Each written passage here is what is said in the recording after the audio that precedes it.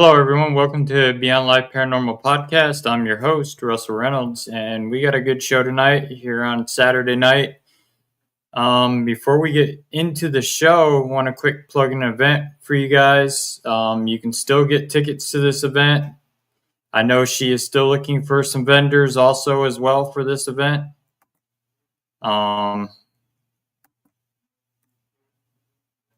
My dad and I will be at the Holiday Magic and Paranormal and Craft Bazaar December 6th. Come on out, see us, and all the vendors. We are VIP guests. We are on the paranormal panel at 1 p.m., and then we will be guest speaking shortly after at 2 o'clock. So you'll be able to come out and see us. Right after the convention, you will be able to come out and investigate with us at the old B&O Roundhouse in Cleveland, Ohio. All the info's on holidaymagic.com. Come on out and you can choose whoever you want to investigate with. Stacy Lee or the owners of the Doss House or us. So make sure you get your tickets for that. And then the next day, you will be able to go with us to the diner and actually have a farewell breakfast with all the guest speakers. So check out their website at www.holidaymagic.com for all your ticket info. So without further ado, we're going to bring our guest on. My guest tonight, he was supposed to be on last week, but life gets crazy. So when you're on the road, but he's here with us tonight. He is the host of Paranormal. I got to meet him at Rock Island Paracon. Some of you may have seen his promo video for Rock Island where he was digging through the trash. He brings the comedy to the paranormal, which is always good because most of you investigators know we're sitting in the dark for hours and a lot of times nothing's happening and it starts getting boring. We're either falling asleep. We need to do something to keep our mind entertained while we're waiting for paranormal activity to happen. So without further ado, let me bring my guest on, Michael Gagliano. Hey, Mike, welcome to the show. Thanks, man. You brought up a great point. I think we all, when you get into the whole investigation thing, when I had my first experience, it was at I was at Deadwood at at a con, right? But they had like group investigations, and when I went, I had no idea how I was going to be accepted, because my mind is just so different.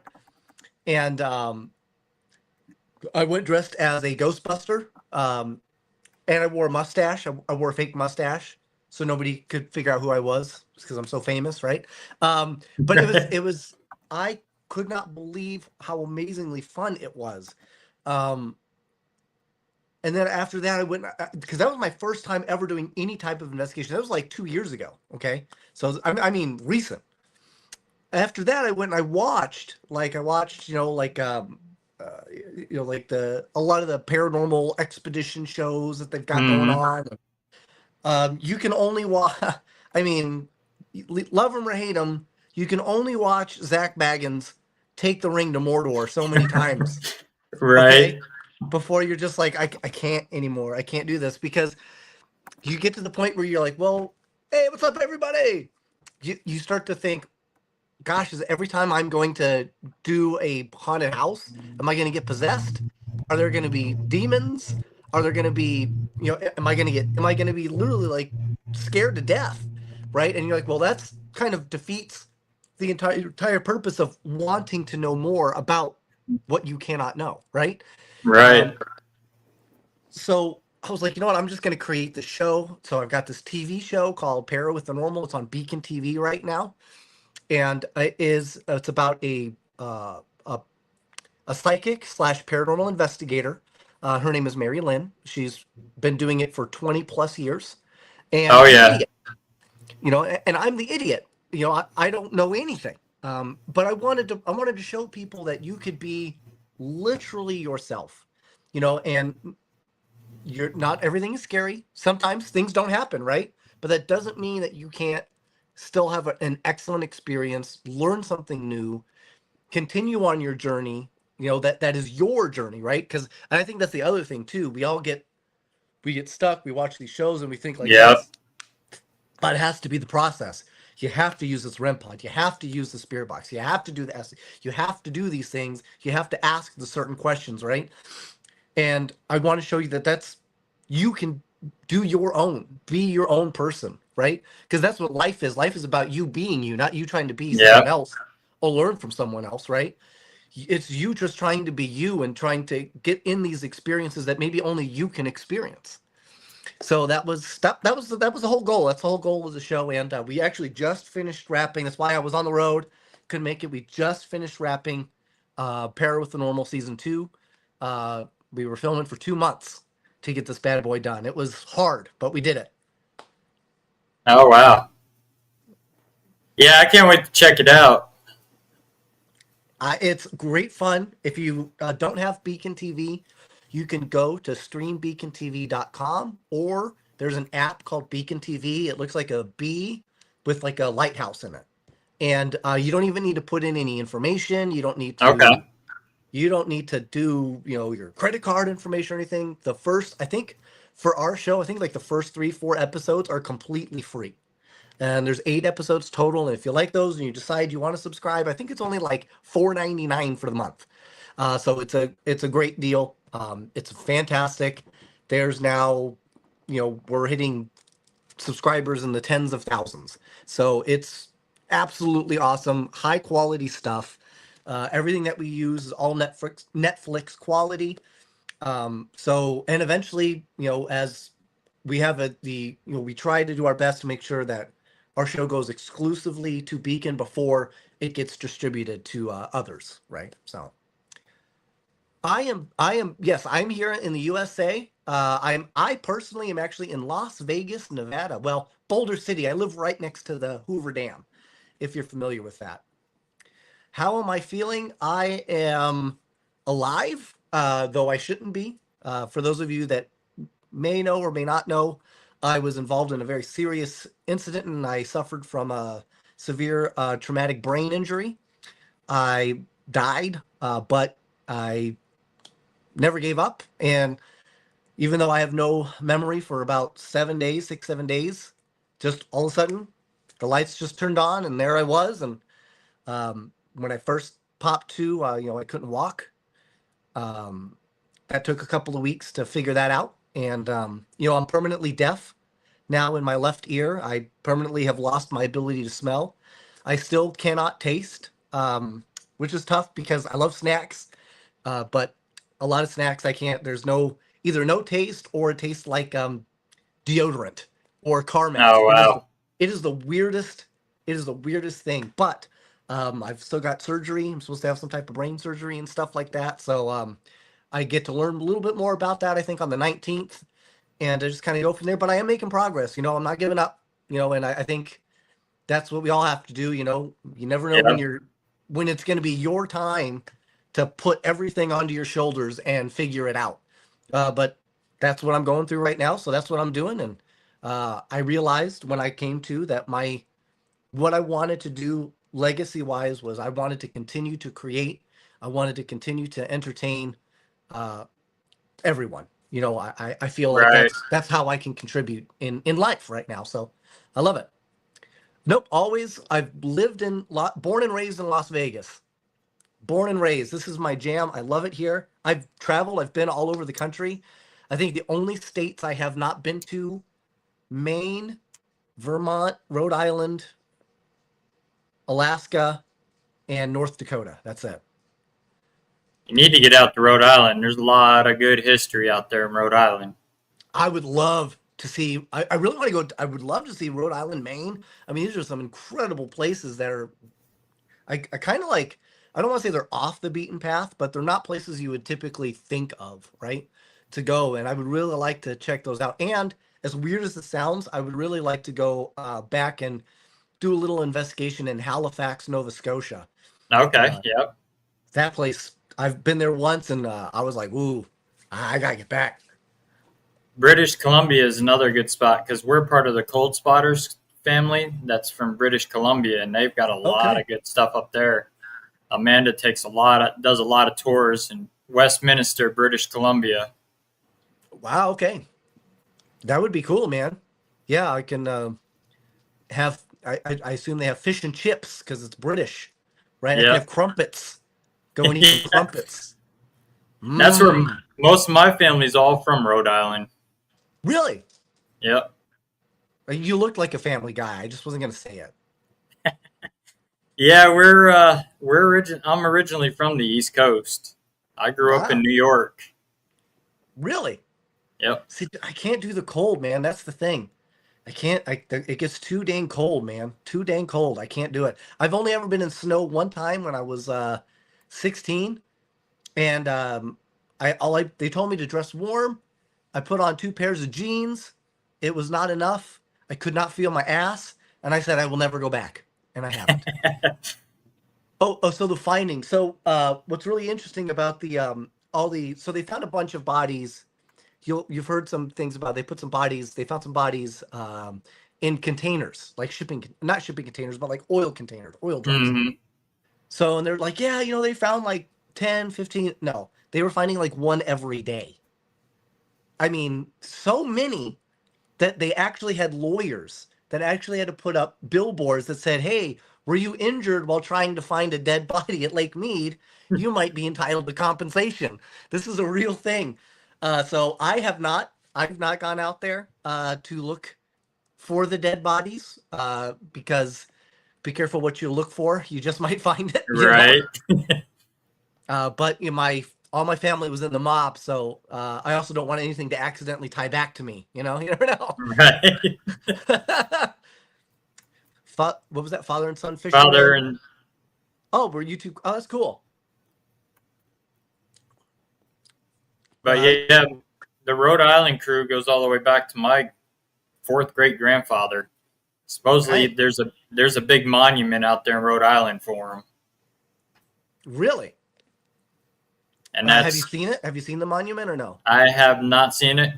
Rhode Island's on my. We're going next year. We're going back to Connecticut to see family, see John Zaffis and my Warren's family, and we're gonna go to Man. Rhode Island. So Where are the Warrens in Rhode Island? they're in Connecticut. Oh, okay. Yep, the house I is wasn't in sure. West Monroe, Connecticut. Really? West Monroe, Yep, Connecticut. yep. Okay. I've been through Connecticut, but I don't know that I've actually spent like any because Connecticut's so small. It's Yeah. like you literally can drive through Connecticut and you go, "Oh shit, was that?" And then it's gone. Right. Especially because you guys are, if you're from the East Coast, a lot of things are all kind of clumped together. Yep. Out here on the West Coast, the next closest city to us is at least 4 hours to get to either. It's like 4 hours to LA or it's like 5 hours to get to Phoenix. Well, and Right. it's 8 hours, 7 hours, 8 hours to get up to Reno, which is the only other large city in Nevada. Other than Right. we have like a little suburb called Pahrump, and like I'm in Boulder City, which is another like little suburb, but like actual city, like Hmm. Baltimore is right next to DC, and it's all right next to Philadelphia, and it's all right next to New York, and I mean everything's like that over there. It's not like that here. Missouri's kind of like that, but like Kansas City's only like an hour from where I live. But Oh like wow. the state capital's 2 hours. St. Joe's the other big city. That's like 50 minutes. Oh, that's not bad at all. So, and then you got Springfield, which is about 2 hours. Really? So when you go, like you're in Missouri, is that right? Yep. So what's your go-to there? Like, I mean, if you still live there after all this time, I mean, why? What is it that drives you to say, "Oh man, I love this place"? It's cheaper living out here, and That's the fair. history is crazy out here. I mean, you've got your Civil War history, you've got your Mormon massacre histories. Oh, I didn't know that happened in Missouri. Oh yeah, the Battle of Crooked River, and then the Hans Mill massacre. The Where, Battle of Crooked River. yep, Man, it makes you wonder what would happen if the river was straight. right. I've actually investigated out there. I got family that owns property where the battle actually happened, where General Boggs got killed by one of the Mormons. Dang. So you're gonna have to tell me where you don't have family. Right? That- I got family all over the place. It's that's hard awesome. to. I'm starting to find them more and more. I found family in I get it. Arkansas. So all of my family, my last name is Gagliano, but Galliano is Sicilian, Palermo, Hmm. and all my family migrated in 1913. What got me into the paranormal book stories passed down, TV, radio, personal experiences. Okay, yeah. Well, let me start by my family, I guess. So 1913, the Gallianos, hi, they migrated down from Sicily to Milwaukee, Wisconsin, actually, which is amazing. So all my family we're all Packers fans since the 20s. Okay, so it is a I guess I'm the third generation. My grandfather was there, 1913 when he was born. He started off as a Packers fan and a Cubs fan, so that's interesting. But my grandpa during the Great Depression, he was uh, had no money. He was already married to his wife, high school sweetheart, my Grandma Vernie. Um, Desperately trying to find ways to make money because back then, especially during the Depression, uh, if you were in it for money, you might as well get effed because it just wasn't there. So Right. my grandfather was very, very good at pool. So he would go play billiards in Chicago as a shark. So he would go in, set people up, lose, lose, lose, then say, "Oh no, I know I can do it. I know I can do it one more time. Let me do all or nothing," and then he would just clean house. Well, he happened to do that to a ranking mobster by the name of Eddie Cellini at the time, and Eddie Cellini was like, "Hey, you're wasting your talents. I need to show you what we're doing because that's where the money is." And my grandpa was like, I need anything. I'm trying to fight. I'm trying to feed everyone. He's married. His family, he was the youngest of like 19 kids. So there's a Hmm. lot of Gallianos out there. Okay. So he wound up learning all about speakeasies, casinos, underground casinos. He ran books. My grandfather was actually chased out of a window in Chicago by Elliot Ness. Elliot didn't want anything to do with him because at the time he was just a bookie runner. He was Right. nobody. It's not the reason why he was there, but scared the ever loving bejesus out of my grandpa so much that he told me the story over and over again. Um, After that, he got into doing the casino work. He ran casinos. He opened casinos in Cuba prior to the revolution, got stuck there for about 2.5 years during the revolution. After that, he went to the Bahamas. There was a place called the Paradise Island, which has now been renovated and is now the Atlantis in Nassau. But it was originally created to be Paradise Island, which was a place for the mob to move money. Hmm. Is also where they found Howard Hughes all kind of cracked out naked in his room, and the FBI arrested him. So he had been in the casino for almost 6 months. My grandpa left him up on the top floor. He had the entire top floor to himself. My grandfather said he could do whatever he wanted. He loved my grandma and my grandpa so much he actually wound up buying realty right across from my grandfather in Vegas. So where our original, I guess, ancestral home was, just caddy corner from us up across the way was a much, much, much bigger Howard Hughes home. However, he never moved into it. It obviously got sold because he went to jail and then died. But that's basically the whole background into my family. At least from the Galliano side. To get into the paranormal, man, I'm gonna tell you right now, I was a lost soul. I had no idea what I was doing. I I was a comedian, and I did radio shows, and I was a radio host. I've interviewed like Howie Mandel, Weird Al Yankovic, I've Journey, Boyce Avenue, Sinbad. So I mean, that was kind of what I was. That was what Mm-hmm. I did. A lot of Vegas celebrities. I've interviewed a lot of those. Chris Angel. I've interviewed Zach Baggins in 2010. It was a very weird interview, but it was an hour long. I learned a lot about his Lamborghini, which was cool.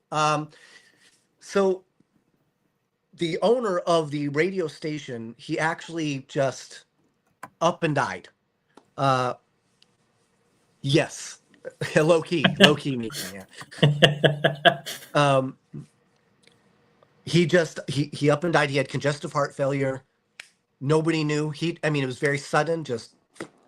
And that kind of left a lot of us in like disarray. I didn't know what to do, so I quit. I had a show going at the time called Two Clueless Dudes. And I had another show at the time called Mad Mike's High Power Hour, the only 2-hour show that's 15 minutes long. But I just didn't know what to do anymore. I felt lost. And here I am. I'm just on the internet, right? I got it up on my TV, and then I see this um, interview come up with Mary Lynn Bast. Now, I've met Mary Lynn prior when I was doing the radio show. We got along pretty well. Um, and I was like, what is she doing? So I went on, and I'm just typing away. I'm chatting with her.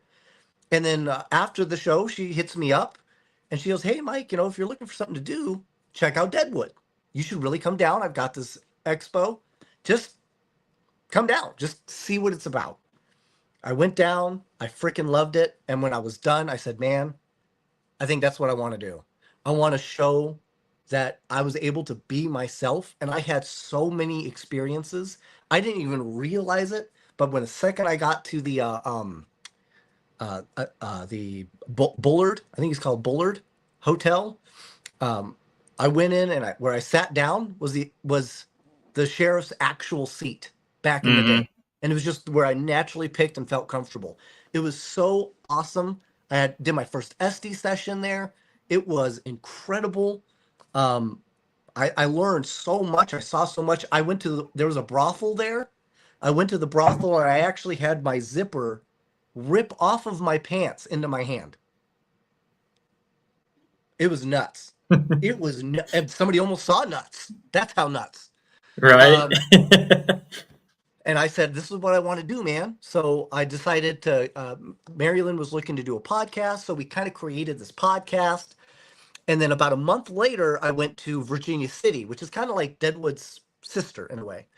But Marilyn couldn't go. It was just me. So I meet, I tell everybody that I'm going to be very authentic, because it's Wild West. So I'm going to try my best to dress the part this time, because last time I went as a Ghostbuster. So I dressed as Woody from Toy Story. I was a little off on the authenticity, but I had such a great time, and I got to see Shane Pittman, who is from Holzer Files, Mm-hmm. and he's on the Holzer Files, which is now called Paranormal Mysteries, with the full season is now out on Beacon TV, by the way, and they're getting ready to start filming season 2. And he did 28 Days Haunted. I didn't, so I didn't watch anything, so I didn't really know uh, until I went there in October, and I got to see him. I was like, oh, you did all this TV stuff. I got to watch it. I had a great time. It was a lot of fun.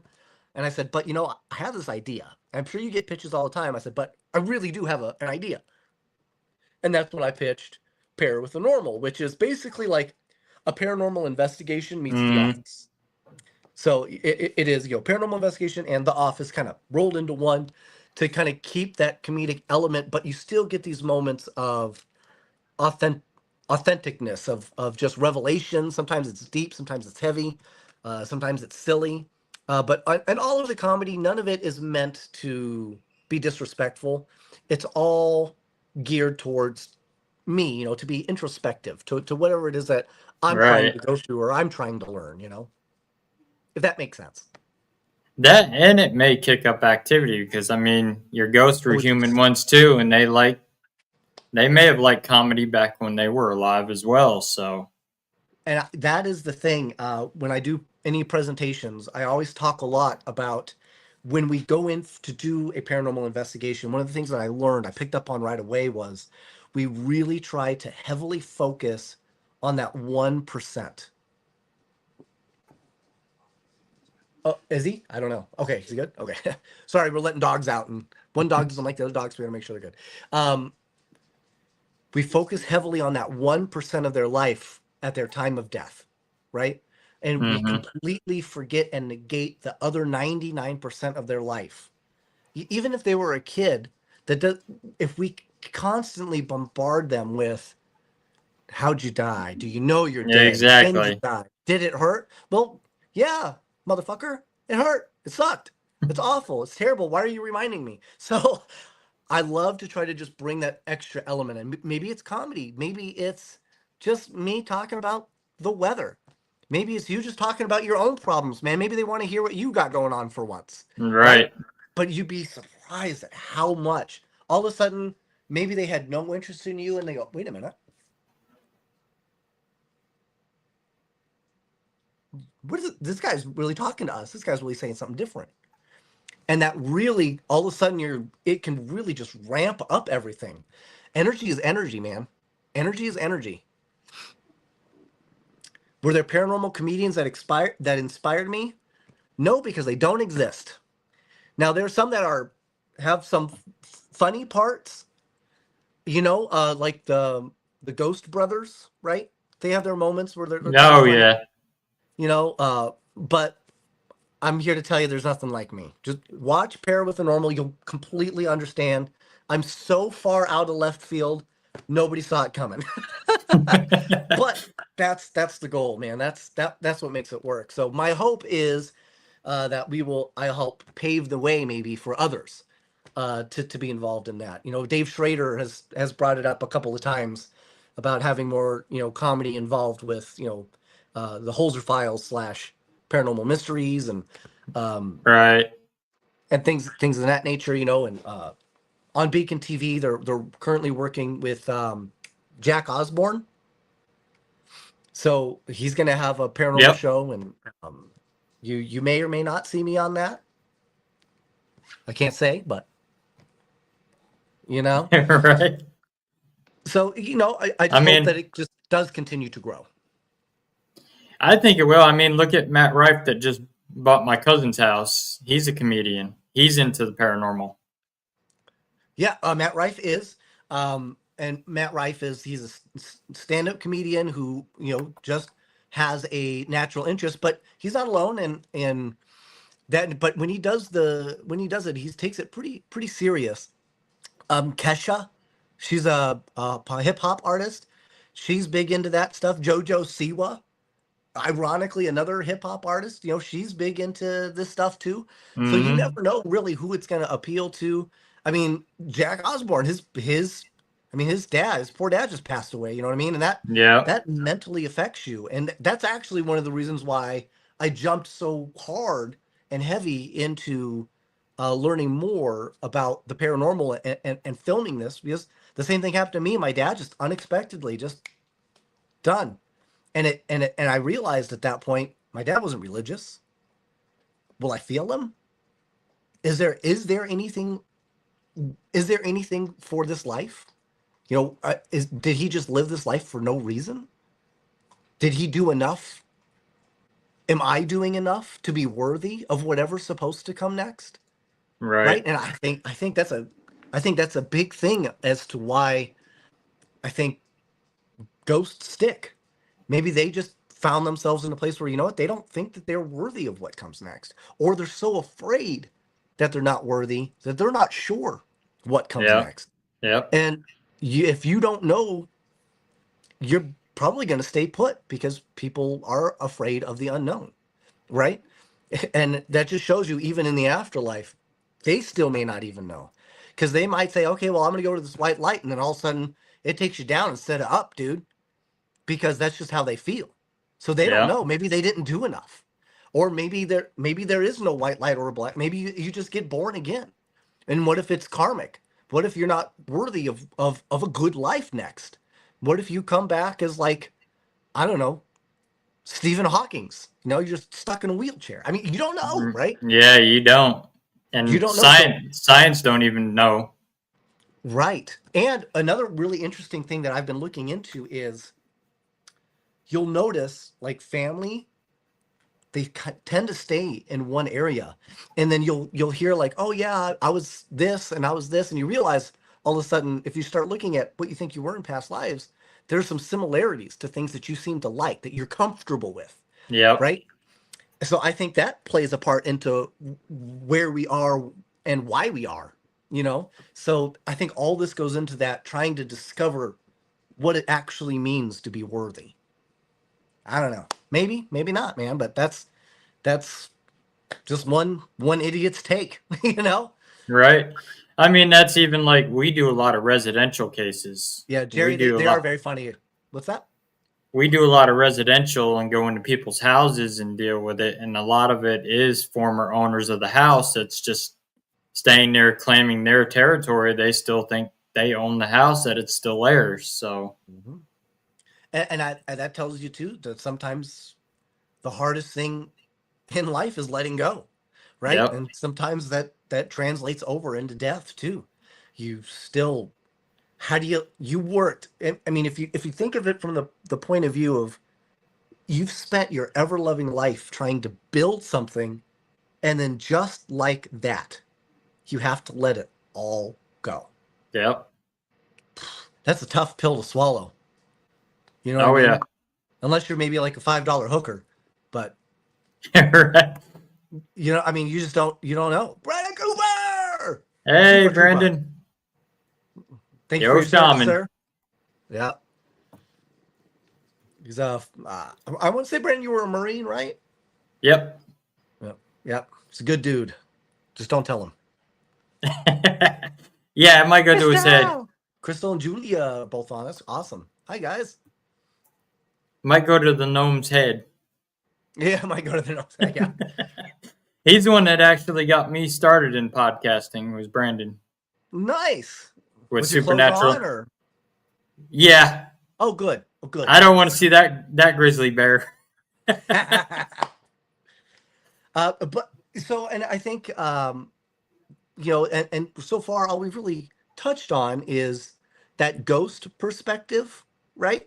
But there's also that, like the Sasquatch, right? Mm-hmm. People say, pixies, fairies, succubus, whatever. So there's that whole other element, right? That we haven't even touched on, right? Gnomes, Brandon Coopers, where'd they come from? Nobody knows.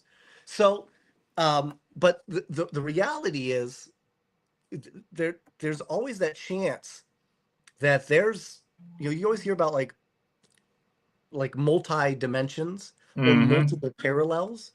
There's no reason to believe that there aren't multiple parallels in existence at the same time, but sometimes maybe they just get so close, and it's quite possible that in this other parallel reality, that these, big feet, big feets, biggest feetists, Right. maximists, whatever you call them. Um, it's I think there's a good chance that maybe the reason why they're not so findable is because they're not actually here.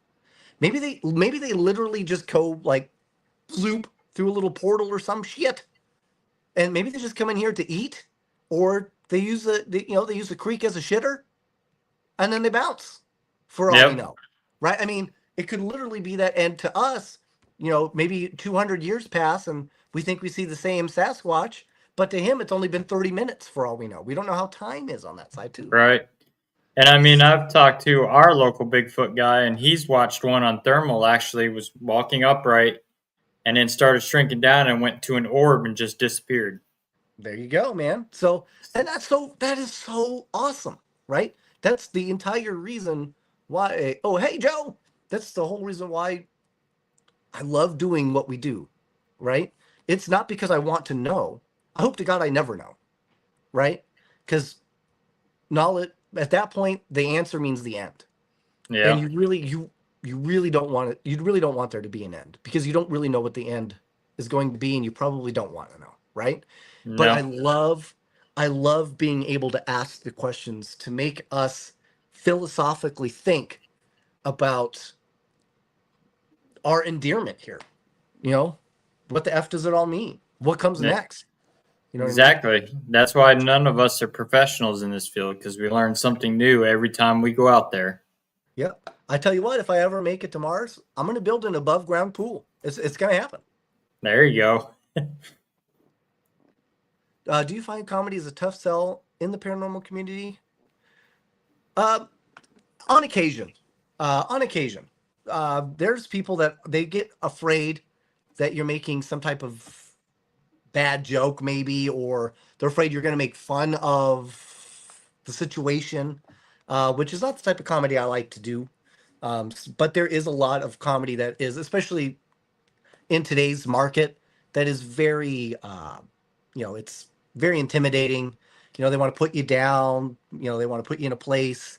Uh, that's not my type of comedy, and that's not the type of comedy I think that should be reserved for anything that's involved in the afterlife.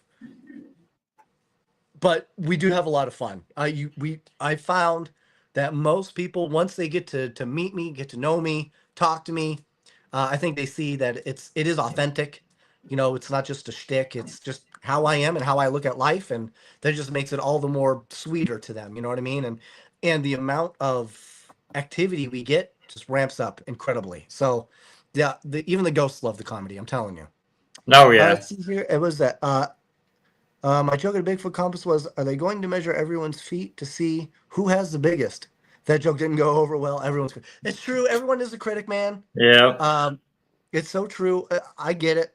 I think humor makes the paranormal more accessible. Well, yeah, absolutely. Especially if you look at comedy is itself is born in tragedy, right? Comedy is a coping mechanism. So you just have to keep that. You got to keep that in mind. Right. I I believe that Bigfoot probably does try. He He probably probably does try. does. I've been doing it a long time.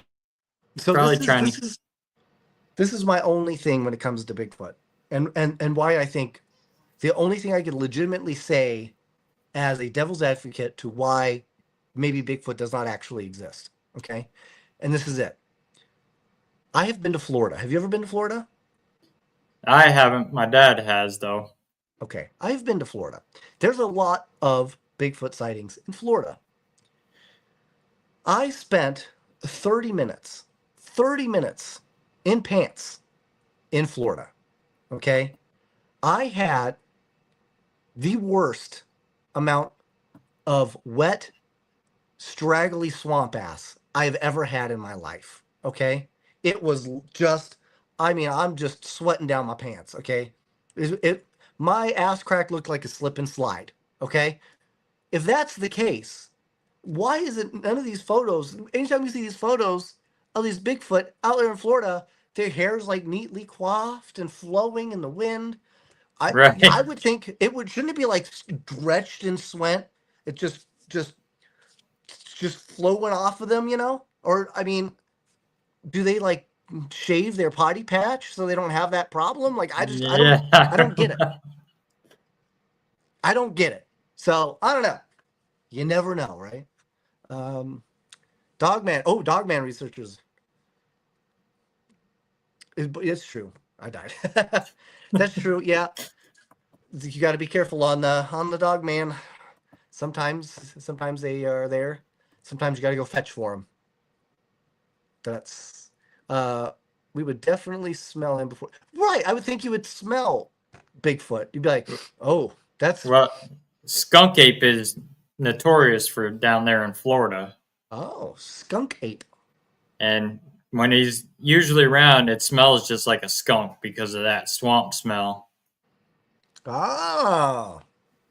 See, well, I can't even smell anymore. So all what I could tell you, because I'm from Vegas, the first time I smelt skunk was in San Antonio, Texas, and I actually thought it was old hot dog water. I kept saying, "Hey, does somebody make hot dogs?" And they're like, "Mike, no, God, that's a skunk." I was like, "Oh, I don't know, that was hot dog water." Right? I couldn't tell the But difference. I know I have a cousin down there in Florida that's a Bigfoot researcher, and that's my cousin Dawn was telling me, and that's what they smell every time they're out there researching. They come in contact with Bigfoot. They smell that skunky smell Really with them. interesting. See, I would think they would have some type of like musk, right? Am I into all genres? All genres. I think you can't. I think if you have the capacity to believe that one of these, of all of those, exists, then it by association, you should agree in the fact that they all exist. If one can, then they all can. So I firmly believe that everything has its place. I do believe that there is aliens. I think the the the sheer thought of there not being one is so infinitesimal in my Mm-hmm. mind that they have to exist. Even demons. There's no reason to believe that we haven't. If we have the imaginative capacity to create something that we think is from nothing, it came from something, right? Even a Yep. dragon, right? I really do think that there is some basis of realism in everything that we've picked up on. I don't know about you guys, but I'm 42 now. I'm old as fuck. But since I was 12, I've been playing D&D, dude. I've been role You're playing. not as old as me. Hey, well, hey, there you go. You look great, man. But you start using your imagination. You start having you learn how to take thoughts and paper and turn them into moving images and pictures in your mind. So I mean, look at Star Trek. They created the freaking cell phone, man, before it was Yeah. even a thing. It was literally just a gag, but it's a real thing now. So even though it was just some type of concept, some type of imagination, somebody's like, "Oh, this is hilarious. This will work." Guess what? It does actually work. So I think that shows you that maybe there is some type of reality even in our science fiction, man. Right. Any Ouija stories? I've only done Ouija, however you say it. There's a lot of vowels in there. Um, I've only done it once.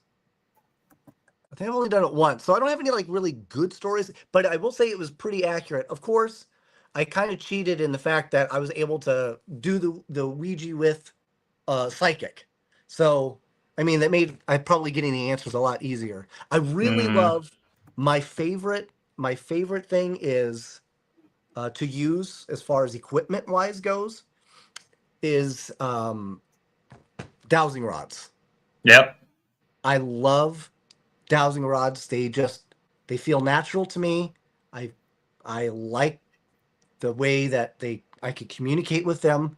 It flows very freely for me. Um, I prefer that where I feel like I have some type of energy control over like a spirit box or a REM pod where you have to be more reliant upon the actual technology, right? The actual electronics, the things that you can't see or quite understand unless you maybe have focused on how all the wires and all the coding works. But I don't, Mm-hmm. and I haven't. Um, but I do think that there's definitely a part for that. And anyone that tells you, oh, well, you shouldn't use any technology when you ghost hunt, they're full of duty. Okay, because even a book, even a book, the writing a letter, that's all technology. None of Yep. that existed before a certain time, right? So, technology will always. It's not a. Don't think of it as a crush. Just think of it as a tool, and just you have to use it in moderation, with appropriateness, right? So, some people they can show up and they got like strings and they've got like six cat balls and they've got REM pods and they got their spirit box and they're putting on their SDs and they're hopping in a hydro tank, whatever it is that they're doing, and they're on the Ouija. Sometimes there's too much, right? There's just too much. Yep. Especially what if there's only like one ghost in there? The one ghost is going to be like, bro, what are you trying to make me do here? Is this like a marathon, right? Yeah. Right. They're like, I ain't got time for this shit. So be mindful of that a little bit. But also, like your ghosts from the 1800s, they don't know what that technology equipment that you're bringing in. They'd never seen that before. Exactly. And here's another thing too. Why do we think that that's as far back as it goes? Who's to say Right. they're easily, because at one point this all used to be together, all one big gigantic land at one point. Uh, Pangea, I think it was called. Who's to say that there weren't creatures that were? I mean, they say what 50,000 years they found um, mummies of humans fifty Yeah. thousand years old now, right? So who's to say that we can't communicate with something that has been around that long? You know, Right. or do you die from being dead? Because now we've got a whole nother problem, Yeah. right? So how does that work? Where you can make yourself paradoxical in that regard. Right. And that's like my buddy Robert Murphy. He makes old style, looks like the old style kerosene lantern REM pods That's for like cool. your older ghosts. So they recognize that as something from their time period. Yeah, and one of those things we had just talked about, comfortability, right? Yep. They're looking for something to be comfort in, comfort food, comfort feeling. Just like, we're like, oh man, I can't wait to get back to my bed. Why? Because it's comfortable. It's what you like, it's what you know. Even if it's a crap bed, it's yours, right? You are familiar with it. That's what you want. So there's very much the fact that could be the same way. Absolutely, elementals, they Yeah. could have been here long before we were, Yeah, and maybe they just they're checked out. connected to the earth. Like Yeah. your draconian star seeds are elementals and they're connected with the earth. They're older than God. So, And it's interesting that you bring that up too. I was just looking into the hellhole.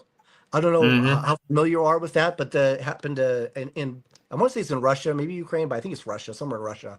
So they bored 12,000 meters straight down. So what was that, 6 kilometers, something like that? Yeah, Um, something like that. and they stopped because they were hearing sounds of what the geologists called the underworld. And it scared them so badly that they immediately ended the project and shut it up. And that whole town is gone, by the way. And it's very hard to get to, but you can still get down there. The but and some people that have gone down there to actually just kind of feel around, they've said they can still hear it at night sometimes. Those screams that come up from underground. So Mhm. Lord knows what's really down underneath us, guys. We don't know. That's the beauty. What is the oldest ghost you may have discovered?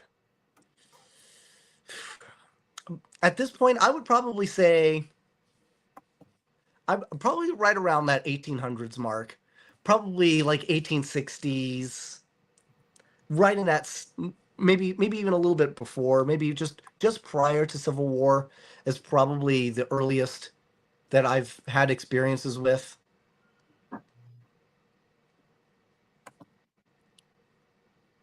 reptilians. It's possible Yeah, oh there yeah, could be that's reptilians. There, there could be. We don't know. That could be where the Mario Brothers live now. I don't know. we've had our experiences with one of the reptilians, the draconian star Straight up. seeds in somebody's house, which they're brought in either to do harm or do good for somebody. In Hmm. that case, it was brought in to do harm, and we actually caught it on camera in one of the rooms, Really? and it looked just like a human, upright, wearing a t-shirt, but the chest and everything didn't look right. It was all sunk in, bald head. Wow. It was the creepiest thing you ever wanted to see, and we actually got rid of it. It actually went. We sent it on its way back to where it came, and hasn't been back since. Yeah, I mean, I think this is something I had some very interesting experiences when when I was younger, when I was a kid. that were so they're so wild that you would only think that they existed in your imagination. I had we I was staying with a friend for a few months. I was 11. We were told to clean our room because our room was dirty. So we had gotten together and we had started cleaning our room. We spent all day because we got in trouble. So all day, got the room looking perfect. We were so happy. We went to sleep that night. We both had the same dream that this creature came through the window, and whatever it was, the best way I could describe it is it kind of looked like if you've ever seen a movie with Rutger Hauer called Split Second. Yep. There's this zodiac based monster in there, but that's kind of the only way I could describe it in. It was just large. It had talons and it had teeth and just giant eyes. And it came into the room and it was like it was looking for us, but it couldn't find us because we were sleeping. We weren't moving. And it Mm-hmm. tore our room up and then it left. I woke up, our entire room was effing destroyed. There were claw marks all along the tops of the wall, along the walls. The blinds were shredded and on the floor. Our toy box was completely destroyed, and we got in all the trouble. Um, but if it weren't for the fact that both myself and my best friend Stevie had the exact same dream and said the same thing to his mom before we even got a chance to talk to each other, was Mm-hmm. was nuts. But as you get older, you go, well, it's in your head, right? It's imagination. Yep. That's what cartoons are made of. And then you get into becoming an adult. You get into trying to root more into what we call reality, which is seeing only what's right in front of us, the here and now. Focus on the here and now, on your rent, on your food, on your bills, on your house, on your car, on your family.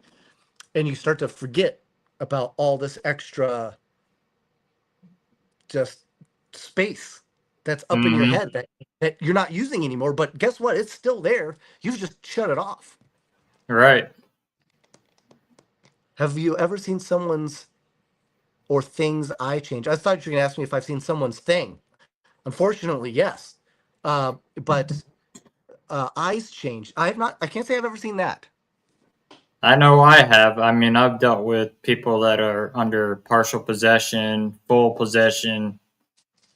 So I've seen their eyes roll in the back of their heads, their eyes change black. I've seen stuff get scratched into them. Yeah, I've seen scratches. Um, and I think a lot of it too is we also have to understand that when we go into these type of things, and we get so focused on your possession.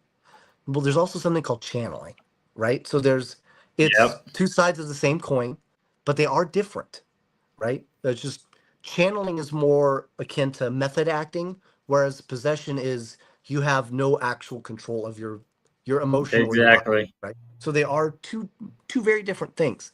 Uh, I think like The Shining to me is a good example of maybe something that started off as that channeling as like a method acting, but then slowly grew into an actual possession because that's one of the Right. ways that kind of dig you in. So I think that's the other thing too is when you get into something you feel like something like that might be happening to you, that's a great time for you to go, okay, back to back to reality, back to rent, back to home, back to family. Realize that you're still you and that whomever or whatever is attempting to do that to you needs to take a time out. Yeah, because like you said, plus it's all intentions is how Oh, like granny. your intentions are set. I mean, if you're gonna do it with the mindset with bad intentions, chances are you're gonna deal with something bad. Right, it's true. Right, yeah, your intentions, the way you feel, and that's a lot of the times done these incredibly scary. I've been in some scary places. Yorktown Hospital, Yep. Eloise Asylum. I've been there. I've, in fact, I don't know who's familiar with the Eloise, but I did the Estes method in the tub, on the, I think it's the fourth floor, or the third floor, I forget. And that was, I mean, just intense. But I'm so I'm so positive all the time. I'm literally just like this bright beacon is the best way I could describe it. So Right. while it's easy to see me like a moth to a flame, but should the moth stick around for too long, it gets burned. And I think the same thing, they ghosts, they might be interested in wanting to stay. Oh man, this is gonna be a lot of fun, and they go, I cannot with this guy. Right. I can't take it anymore. I'm out. Right. And I mean, that's like even with scratches, there's two different types of scratches. Your demonic scratches are more razor blade looking scratches, to where a regular ghost that scratches you is just like someone taking their fingernails and scratching you. Right. Yes, that's true. Now, and this is the other thing too. I think that people should be cognizant of is, though I do actually believe demons are a thing. They are very, very few and far They between. are. They're You're rare, but more they're real. likely. They're rare but real, and I tell people you're more likely when you go into these haunted houses, you're more likely to find semen than a demon. Okay, Right. that's just how it is. Don't bring a black light, folks. But you're more like, I mean, so don't think that it's something. And unfortunately, and this is why I really wanted to create my show, was there are shows to where they believe, hey, yeah, they're living people scare me more. Yeah, it's true. Yeah. um there are these shows, like the Zach Baggins Ghost Expeditions, where he's getting possessed every episode, and Yeah. there's some type of demon every episode. Like, then you start to think, well, crap, is that what it is? Is that what a haunting really is? And then and it sucks because you get this preordained thought in your head now of what it's going to be like, and it makes it so hard to operate, and it makes it so much more scary when your time is going to finally come. Because guess what? We all got we all got punch cards, and they're all going to get punched, guys. Oh And if yeah. you think that that's what it's going to be like every single time every one of us clocks out, that is awful. That is awful. That is an awful thing to have that stuck in your head, to think that that's what it's going to be. So I really want to show people, hey man, it's okay. Be you. Just be you proudly, and enjoy Yep. the life you have. So when you get into whatever comes next, you're ready for it. Right. Hey And Ash, the Project same Mary. Yeah. same with demonic. I mean, the demonic. See, I studied demonology under, you met Father Bob Bailey at Rock Island. That was in the Warrens Occult Oh Museum. yes. I studied Yes. demonology under him and Sister Farrah Rose Deal. And the demons, Wow. they Two lay more in people dor- related to you. they lay in dormant, and they don't. They'll wait. They're the Right. opportunists. See, because That's why because they timing is different to disguise. them. Yeah, Yep. timing is completely different to them. We think They that it's based on our time, but it's not. they will lay in dormant. They know everything about you, your life. You could change your name years ago, and they'll know your original name that you changed it from. Yep, that's So, true. That, I mean, because to them, we spend our whole life, and we think everything has got to be done right now, and um, they're on just a completely different wavelength, man. Yeah, see, everything is oh going yeah, good. and then when they want to attack, The deep they pick the weakest person to go after, and always right. that's Yeah, what they are. the whole theory with dolls too, for the vessels when it comes to that, Yeah, because a doll's space time. inviting, warm. You're gonna want to hold it like this, and there's your attachment. Yep, or maybe they're just waiting for that right fit. It's got to be the right Yep, fit. You know what I mean? They got nothing but yep, time, right? yep. So ghost researchers that attempt to debunk another's research, um, I just don't think it's valid. That's my biggest problem with something like that is I think it's just not necessary because we can call it research, we can call ourselves investigators, but the reality is none of us are experts. There's no actual Yep. science. Anybody says that they're psycho scientists now or they've gone to school for these things, it's all made up shit, right? I mean, we're all just kind of making shit up as we go because that's what we do. Is how we do it. I Yep. mean, for all we know, we were all trying to ride on squares before we realized a wheel was better. You know what I mean? So we don't. It's all a learning process. So I think if somebody really has to go out of their way to debunk, man, we could debunk anything and everything. We can come up with excuses or justifications as to why something is a certain way or not. That's fine, but that's not the point. The point is about the journey, the experience, and the feeling. And does what is being said to you, does it resonate to you? Does it indicate to you, right? So I like watching the people that are showing, hey, this is what I felt, this is what went on, because that indicates to me, or it doesn't, right? And anybody who's attempting to debunk it, if I have to watch a whole show on why you trying to say this person is baloney, then that makes me think that, well, if you think this person's baloney, you're going to think everything's baloney. You're just Right. you're just being pessimistic. Now you're trying to take you're trying to say that you're trying to say that science is everything, right? And that belief is nothing. But it's a lot like religion and science. They're the same thing with being two different sides of the same coin. People that are very religious, they get into religion because they want to believe, but they don't want to know. And then you've Right. got science. People that believe science is the way are people that want to know but don't want to believe. Okay. The reality is it's somewhere in the middle. There's always going to be something in the middle. So I would say go off of exactly go off of your own personal experiences. Go off of what you feel. Go off of the vibe, the feeling. How many times have you heard somebody go, "Man, I just got this feeling. I got this thing in my gut." I love that. I love that. And maybe sometimes you'll find some people that have some type of scientific equipment and they go, "Hey, I picked this up. I picked this up. This is a pretty incredible." And you're like, "Wow, that's awesome too." Both can work. Yep. That's that's what I would recommend. That's the whole point of taking notes because say you go, we'll use like Waverly Hills for example. It's true. Say Yep. you're going there the week before, you take notes, and you say your buddy's team's going there the next week, then you can take they take notes and you take them, you compare your experiences, and then you're both are maybe experiencing the same thing. That's something legit. There's no way to debunk it if you both got the same thing logged down at once. Right. And and the thing is we all we all operate mentally on very different spectrums, right? Yep. And I don't mean that from an autistic point of view. However, autism is a thing, and that is also on a spectrum. But I mean us in general as people.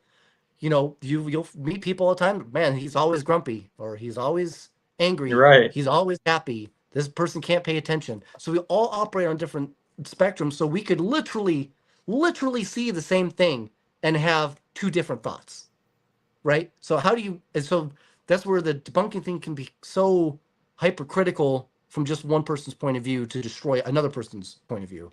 But it could be completely different for somebody else. So go and experience. And if you do meet somebody that you like, a stranger, and they were like, "Did you see that?"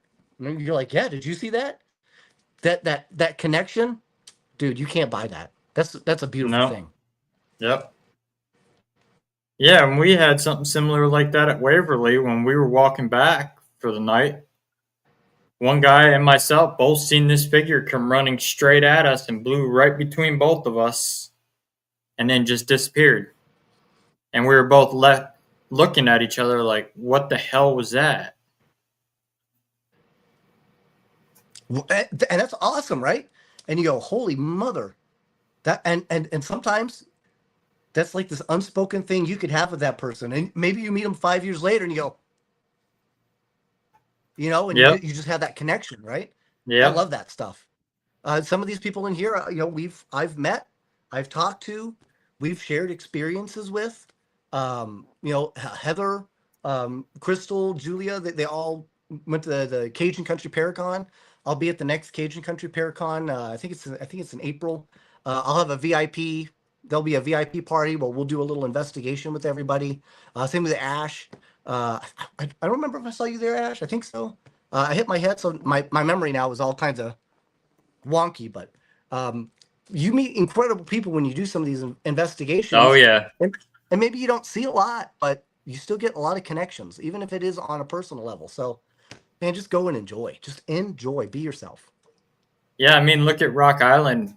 I ended up getting the total of how many people walked through that door. We were over 4,000 That is so absurd, that right? came through there. Yeah. Yeah. You know what's funny is I actually didn't even get to.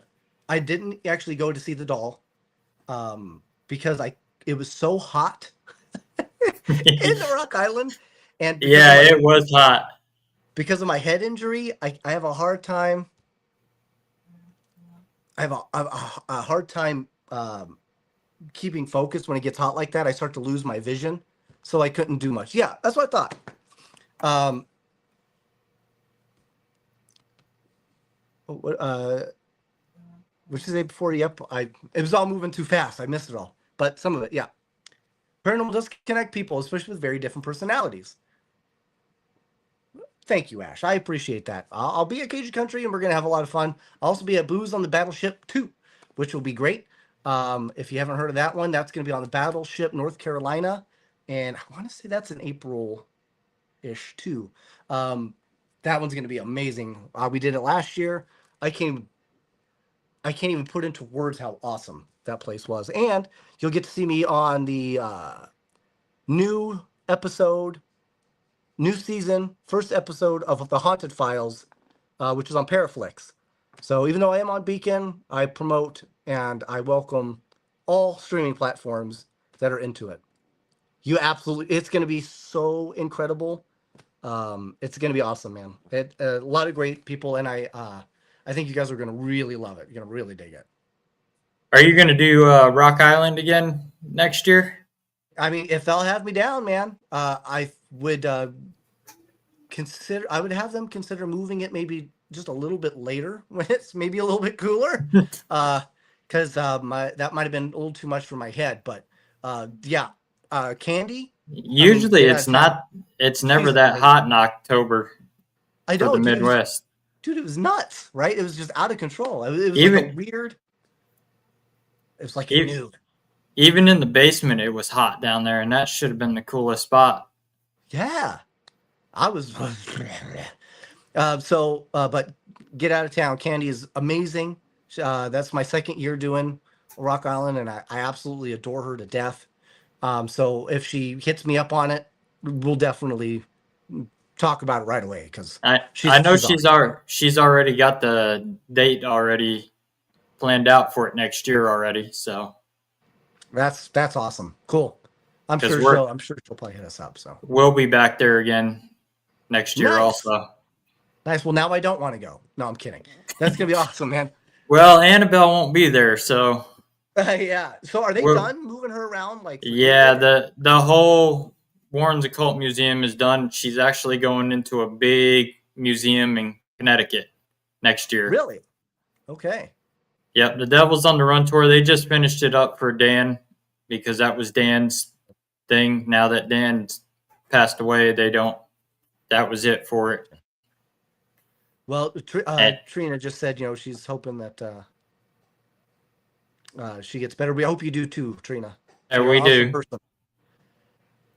definitely And prayers for you. Ash, thank you. I'm still going through it. Um, as far as the traumatic brain injury stuff, I still have some memory issues. I forget things, and I'm doing my best. We were able to completely film a brand new season of Pair with the Normal season 2, which will hopefully come out soon. Maybe if we're lucky by early spring, but we'll see. Just got to go through the whole editing process. Turns out there's a lot to it, but Oh Lost Note yeah, I Production. bet. This is actually my company, myself, Mary Lynn, and a couple others, Mike Ritchie from Charm City Paranormal. We all got together to kind of help boost what we can create, how we can create, and the time in which we can create it. So um, we're very excited for that. We're very excited for this will be our very first project, full from start to finish, along with some others. We did some great stuff in Louisiana. I'm very excited for that. You'll guys get to see and learn a little bit more about that as that's goes through the editing process and goes through the cutting room and all that jazz. And I've got a couple more projects I'm working on. One that specifically is I've decided to create a travel slash lifestyle based show for the paranormal minded. So whereas instead of it just being an investigation, it's more about the locations, where you're going to go eat, where you're going to go stay, the people you might run into, getting to know the locals, trying to make it about the local spots because you already know where you're going to go and investigate if you go down there, Yeah. right? You already know. I want to leave that to you. You know, if you're going to go to Trans Allegheny, go to Trans Allegheny. You're going to go, but you're there for 3 to 5 days. Let me show you what's around there. Let me show you why you're staying, what you're going to be able to do while you're there, and have a great time. Right. Yeah, and that's kind of what that show is going to be is a little bit on that history as well. So we try to kind of cram all that together and make it just a fun, awesome travel, eating, go nuts type show. It's going to be great. Yeah, it's true. What they were before the investigation, right? Yes, we just did one of these actually in Savannah, because the Savannah Theater, very famous, very haunted, and there's a couple other locations out there that are very famous, very haunted. But we said, man, I'm here. What else can I do? I want to know where are the haunted spots to eat at? Where's some cool haunted hotels that I could sleep at?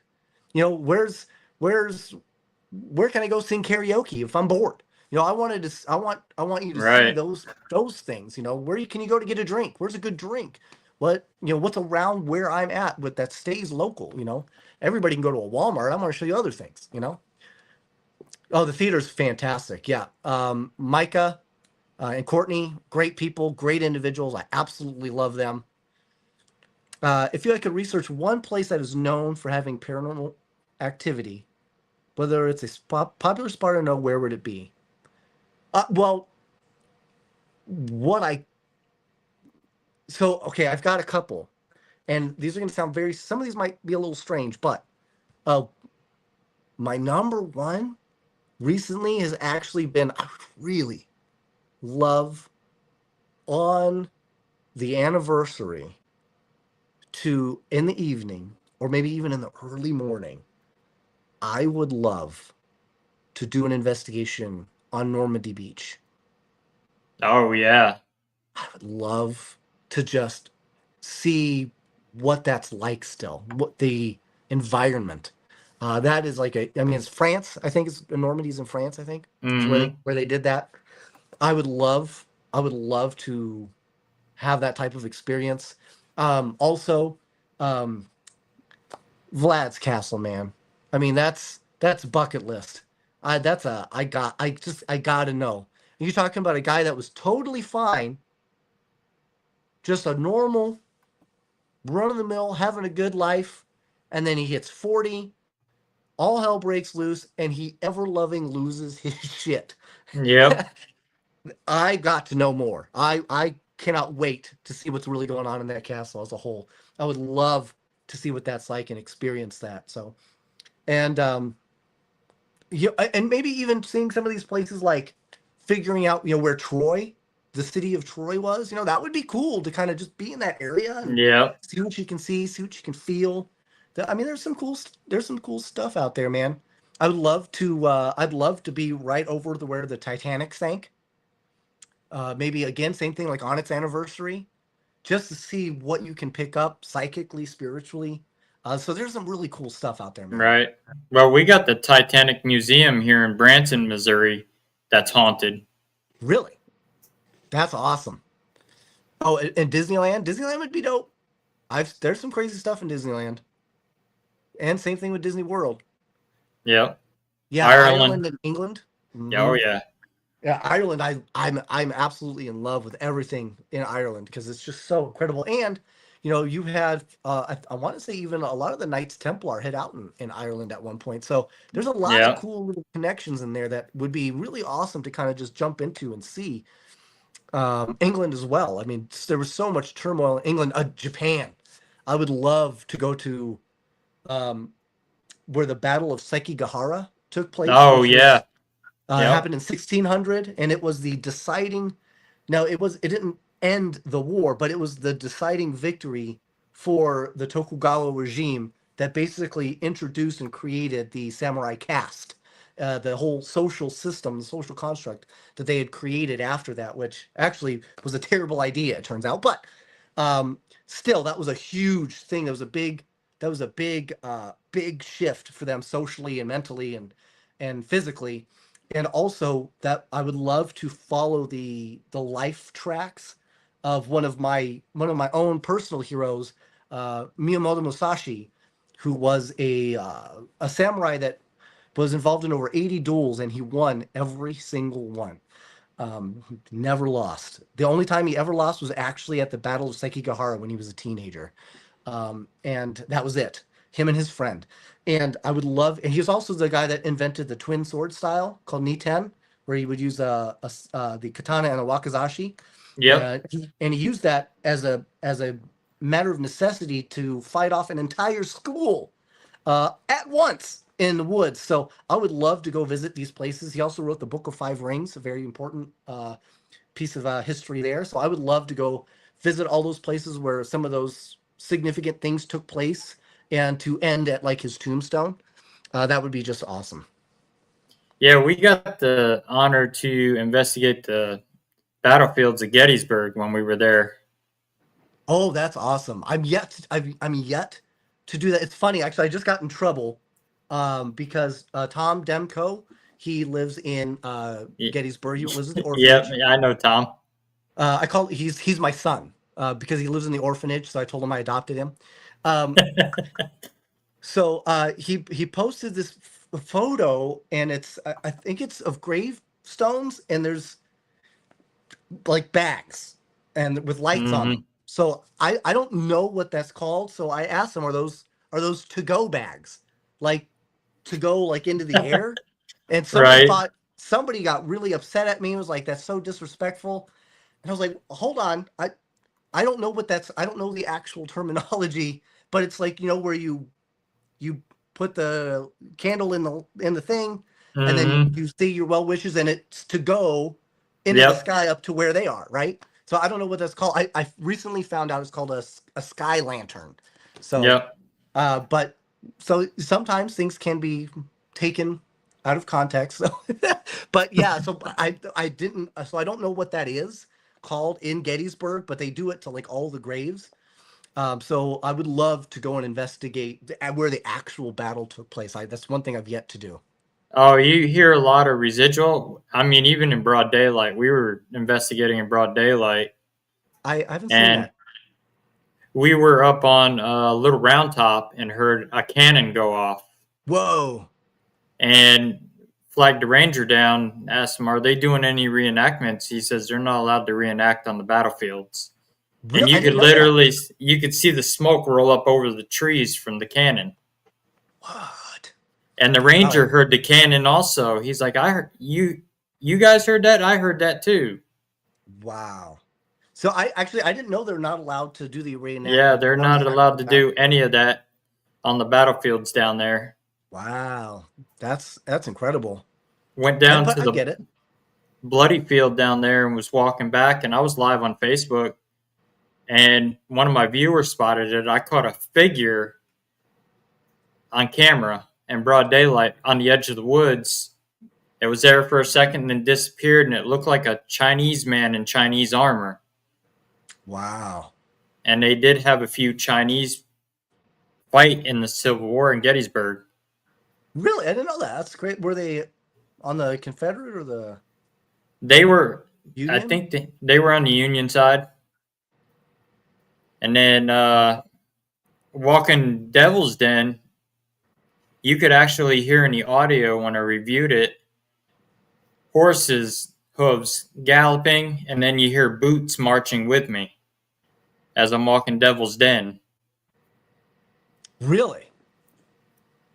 See, that's the cool stuff, man. Yep. Right?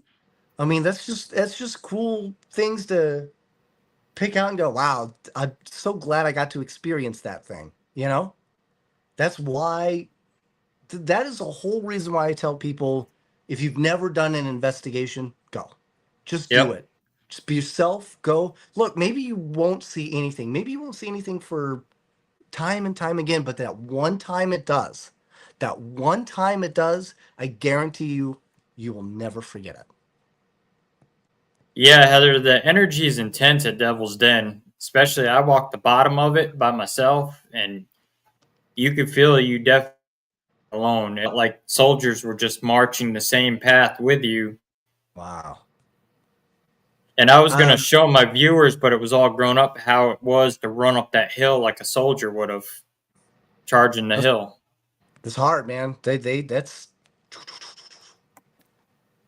I often wonder if they know we're from the future and they're kind of stuck in the past.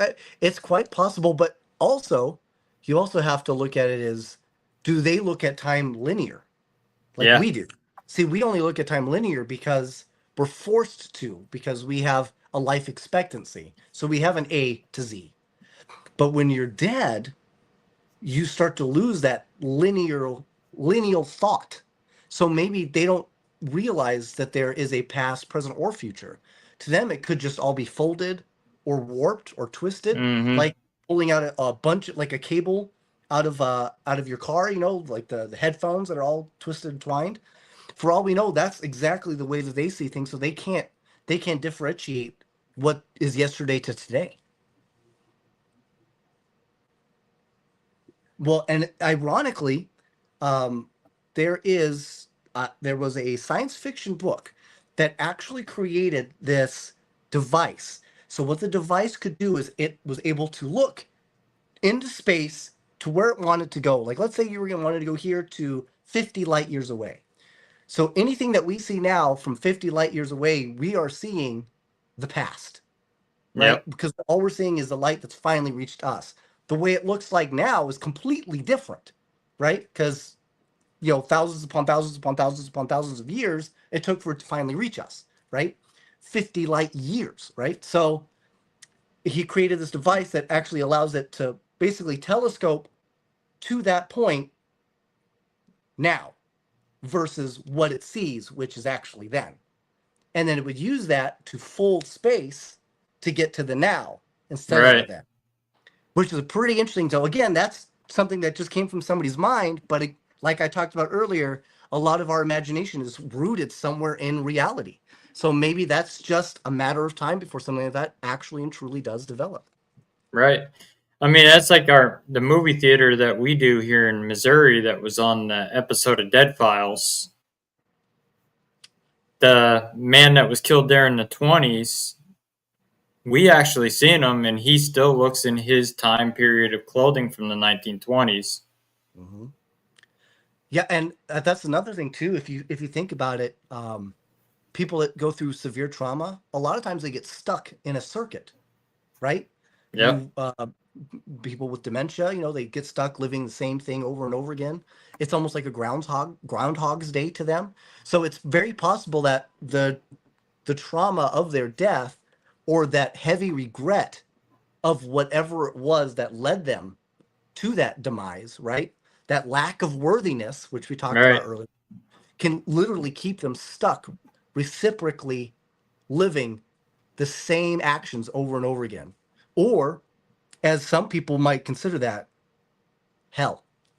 Right. And I mean, I've asked several times doing EVP sessions, Good night, do, Annie. do you know what year it is? And I've never got an actual response on what. Yeah, In the because 31 years I've been doing it, I've never gotten an actual response on what year it is. it's true. You know what? I've lost. I can't smell anymore. I can't taste. If somebody were to ask me, "Do you remember what bacon smells like?" I could say, "Yeah, I think I can remember it." And say, "Well, can you describe it?" Say, "I can't." Right. Even though it's something that it's happened recently. I haven't been able to smell since May, but even in that minimal amount of time, those things start to kind of fade and blend in. And now I know that it has a smell. I know that it had a flavor, and I remember liking it. And I think I could kind of describe it, but it's not the same to me as it was then. I won't be able to describe it the same anymore. And I think it could very well be the same thing to a lot of these spirits that we talk to. You know, when you try to ask them maybe questions that are so technically specific, it's tough. You know, I don't know.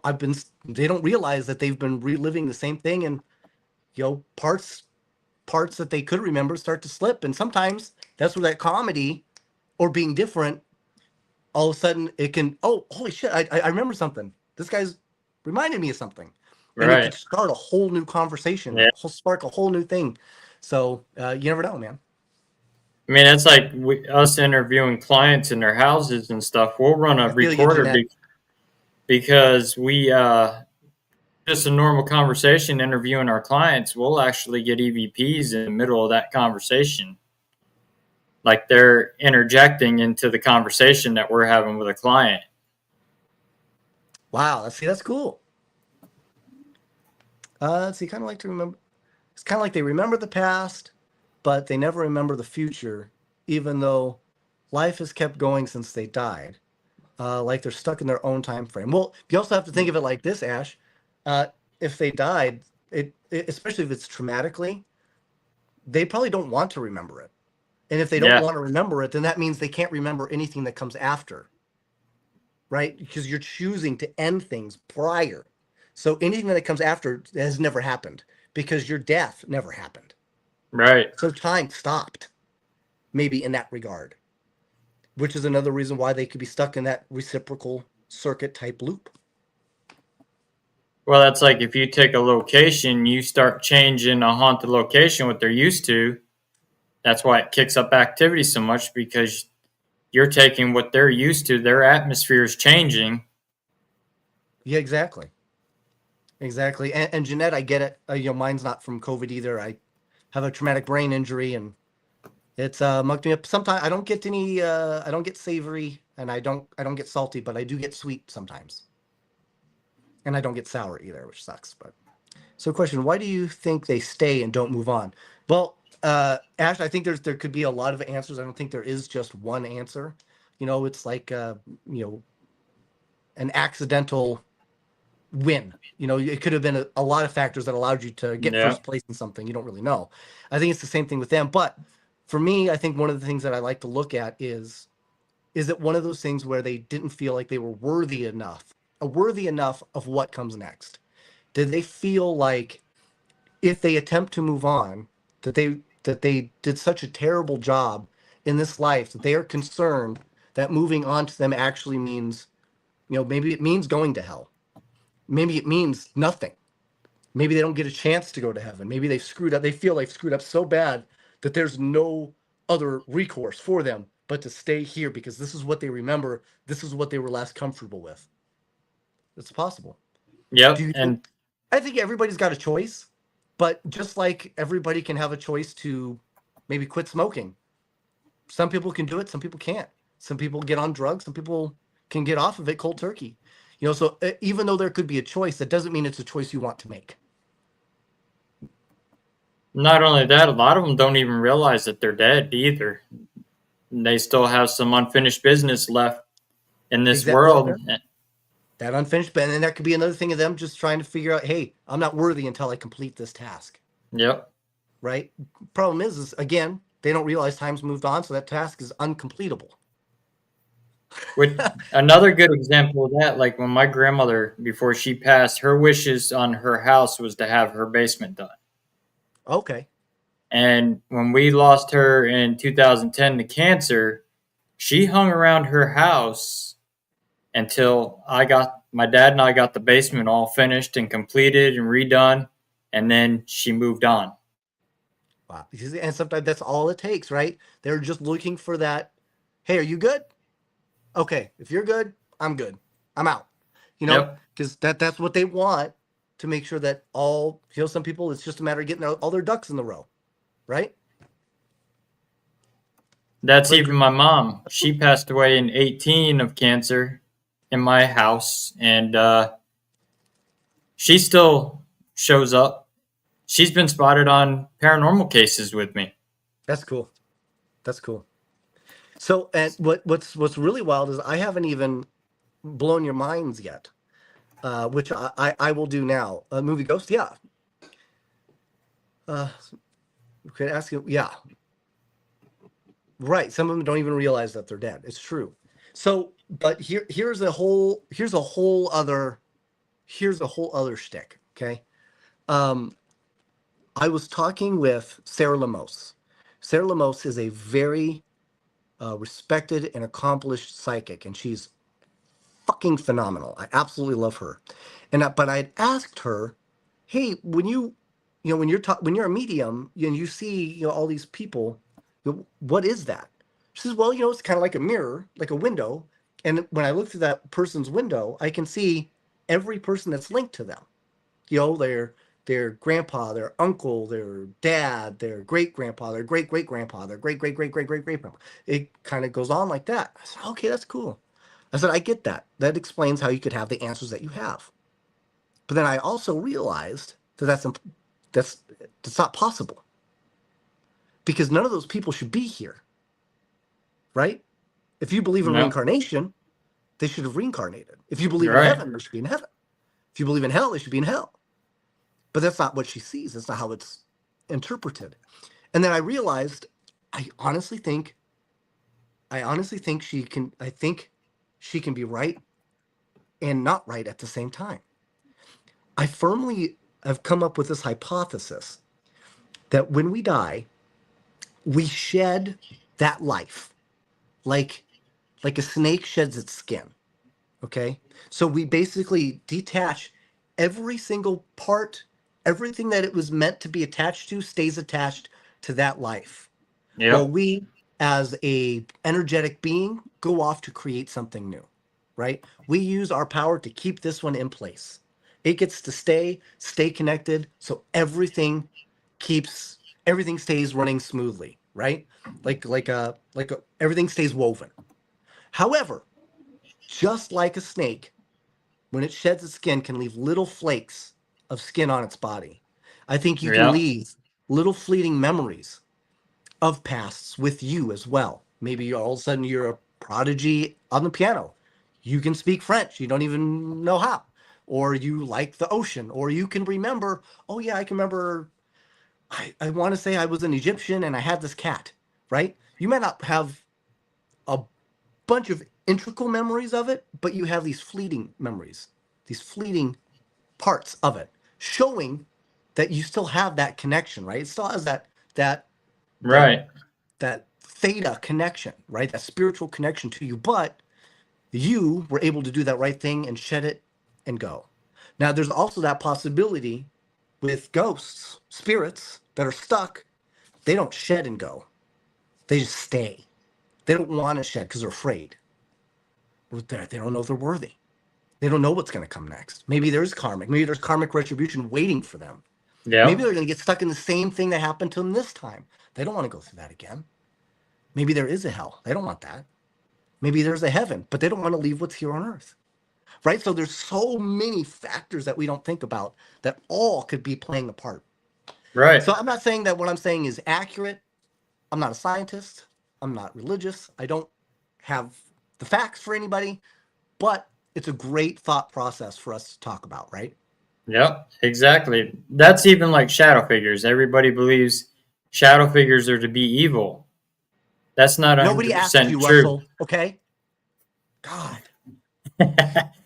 No, but you're But right. Absolutely. You're totally right. what if when they were alive, they were wearing something black and they died in something black? And that's what they came back as something dressed in black. So now they're interpreted as something evil as a shadow figure when they could just be a regular spirit. Absolutely. And also you have to look at black, especially here in America, England, or America, Europe. Black was the color of mourning, and Yep. black was probably the color you were buried in. So to you, that Yep. may have been That was your Exactly. honorary garb. You go to China, you go to Japan, that it's the reverse. It's white, right? So Yep. that could also play a part. Like if you watch a lot of Japanese horrors, they're not in black; they're in white. You look at The Yep. Ring, you look at the Grudge. They are wearing white because that to them was what is symbolic, not black. But here, it's black. It's very different. Let's see, Ash. What did you say here? To the ancestors DNA goes back. What is as long as they stick around here.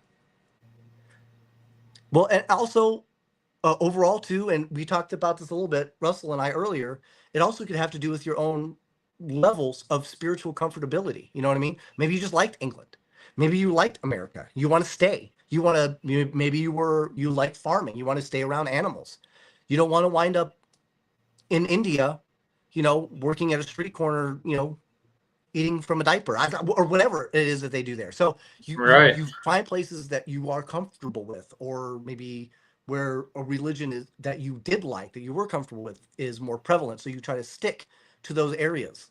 You know, I just wish one man went crossover because he thought he wasn't going to be accepted. Right? It's about finding out if you're worthy. Think about it. He eventually crossed over, and sometimes all it takes is just taking a moment to see your own line of reasoning to realize, okay, well, maybe I am overreacting. Maybe Right. it's time for me to move on. Maybe it's time to go. I just leave this behind and just be better off. Sometimes you can make that realization, but not all of us. Maybe obviously not all of us will.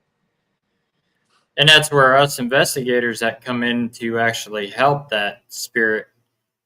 Like one case we did, there was a man there that was trapped there. He was killed in a car accident, and he thought his family was there, but his family has already crossed over. So it took us helping him, and he finally went on his way. There you go. Well, I have a great answer for you. I would pick any place where paranormal investigations happen often because I would do everything I possibly could to fuck with them. It would be amazing. Hopefully he did. Hopefully he did, Ash. Well, that's like that one meme that was on Facebook. Don't come to my grave when I'm dead. I'll find you. I'll be the one chasing you up the stairs when you turn the lights out. Right? Um, I think it's cemeteries are a very interesting thing to me. I didn't think much of them, but since I had my near death experience or whatever you want to call it, I can actually uh, find cemeteries before I pass them, and it was pretty shocking to Mary Lynn, who was driving, because I can't drive because of my eyes anymore. Um, because I could be like, I could tell her we're coming up on a cemetery. I could feel it, which is so funny because I don't think of cemeteries as a place that I would want to go and investigate because I don't think there's any reason for a ghost to really be there, right?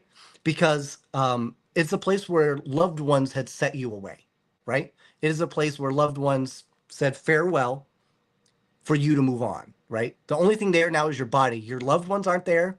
Maybe they'll go back again like 5 years from now, but that's Right. it. You're going to want to go to places that you remember that you were comfortable with.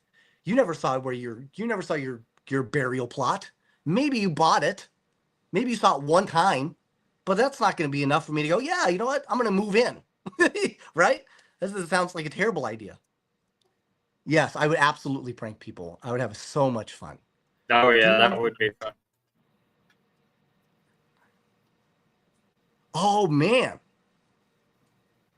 I do. Oh, wait a minute. I think I do remember that. Like he fell behind it. Yeah, that's right. Yeah, yeah. Yeah, He fell behind the freezer. Yep. dude. That's nuts. Oh, and that's the thing. Like weird deaths can happen, right? Like the guy that played the engineer from Star Trek movies, the new Star Trek movies, the Russian kid. He um Okay. he was trying to open his gate. He got out of his car, tried to open his gate, but he forgot to put his car in park. He had it in neutral, and it rolled onto him and crushed him against the gate until he couldn't breathe and died out of nowhere. So, I mean, how do you move on from that? How do you not get stuck traumatically thinking, no, I'm going to come Right. right back. I'm going to bounce right back off of this. No, it's fine.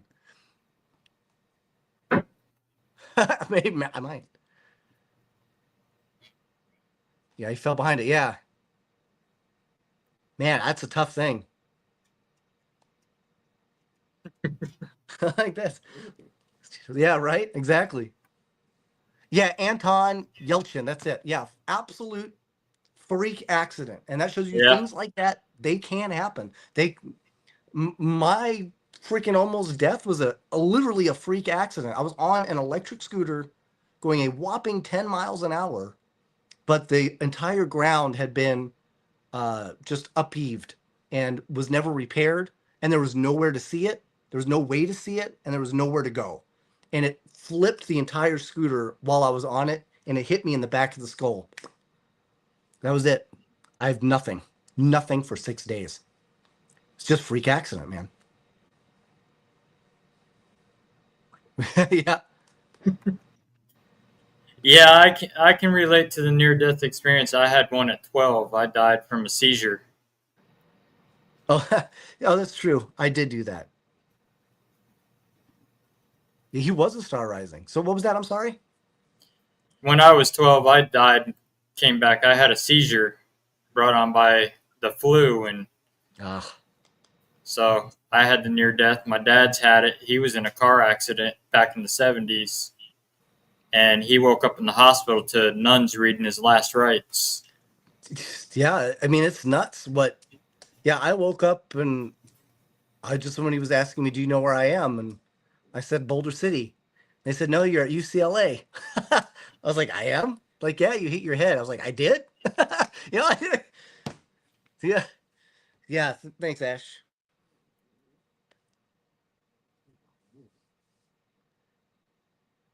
Where is Jimmy Hoffa buried? So it's funny you should say that. I think he was cemented. Is Yeah, I think they actually gave him right. some concrete shoes. Yeah, I think they actually buried his entire body in cement. So that's where I think you will never find him. My guess is he's probably somewhere inside a giant, multi-story New York skyrise. Very sick. So yeah, I mean that's just how it is. Yeah. I've seen three neurosurgeons, and they don't know how I'm alive. I'm not supposed to be here. I've been told that now by three very skilled doctors. I'm not even supposed to be walking. They There's no answer. I completely tore my labrum too. They don't even know how it is. It healed somehow. They don't even know how. So it's crazy, man. I'm like the Team Wolverine. Well, that means you got a purpose left on this earth. That's right. Absolutely. And I think my purpose is to continue to entertain. I want to entertain people, and I'm so honored and blessed that people like Grandizer 12 and Ash and Heather and Crystal and Julia, all these people stick around just to see what I'm going to do, to watch my show. Um, like you, Russell, who invited me on to your show. I can't thank you enough for the opportunity and all the Oh, you're opportunities welcome. that continue to fall my way, because it is an absolute blessing. It was a big wake up between understanding the difference between opportunity and entitlement. And I pray that everyone goes out and you look at yourself in the mirror and you say, am I accepting my opportunities, or am I trying to be entitled for what's coming my way? And you want to accept the opportunities. You want to embrace the opportunities and make the absolute most of it. Yep. Where do I see myself in profession?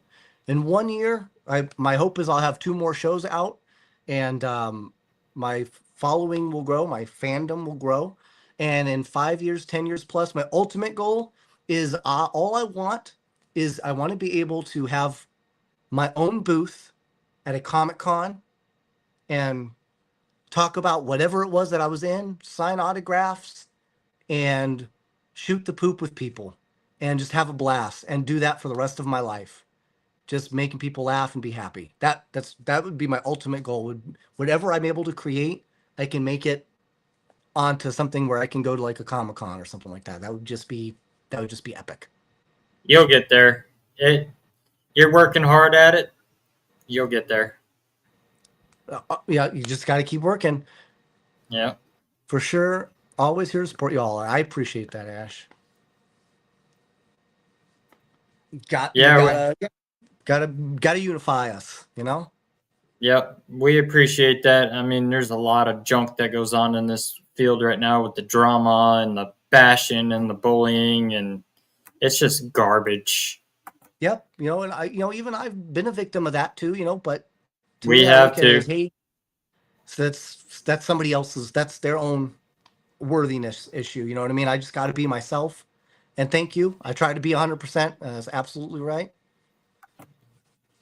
Especially like me, I get it a lot because I'm related to the controversial couple of the paranormal, Ed and Lorraine Warren. So, Oh, right. But I love that. I love that they're controversial. I think we all need to maybe some of what they thought was not accurate. Maybe some of it was imaginative, but right? maybe some of it was real, dude. Like that's a real thing. Yeah, exactly. Um, as far as paranormal channel, Beacon TV, Beacon TV, or streambeacontv.com.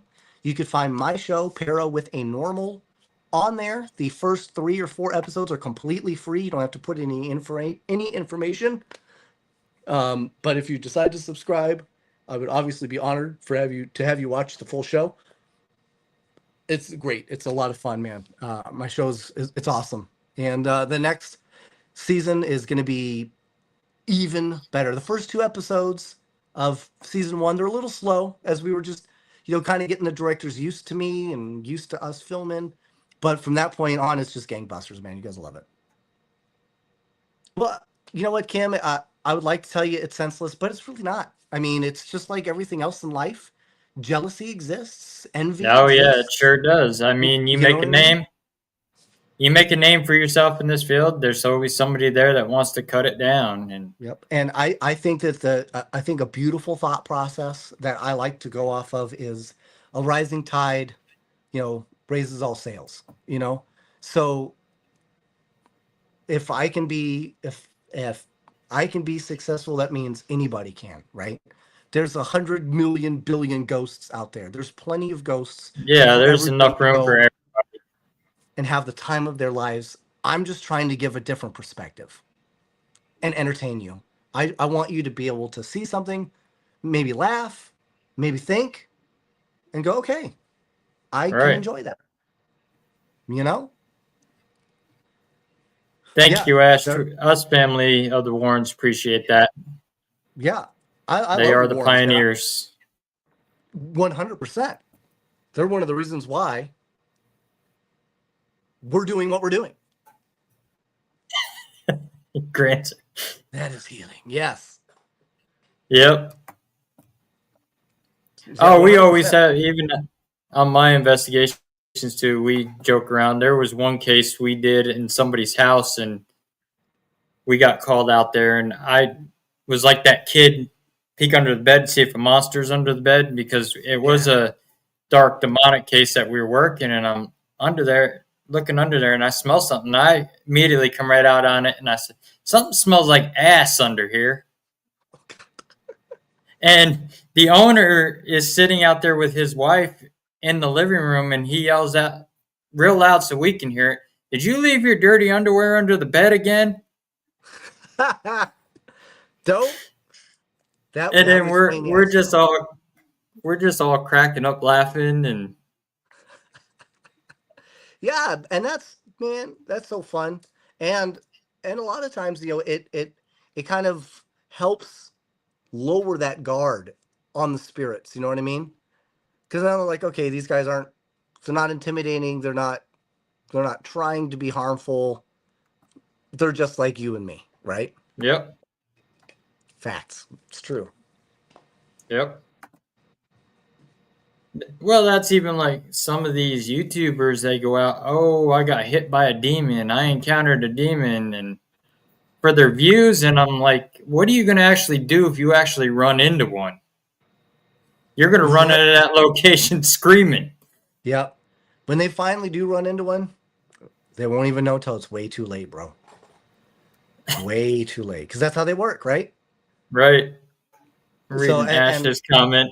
yeah.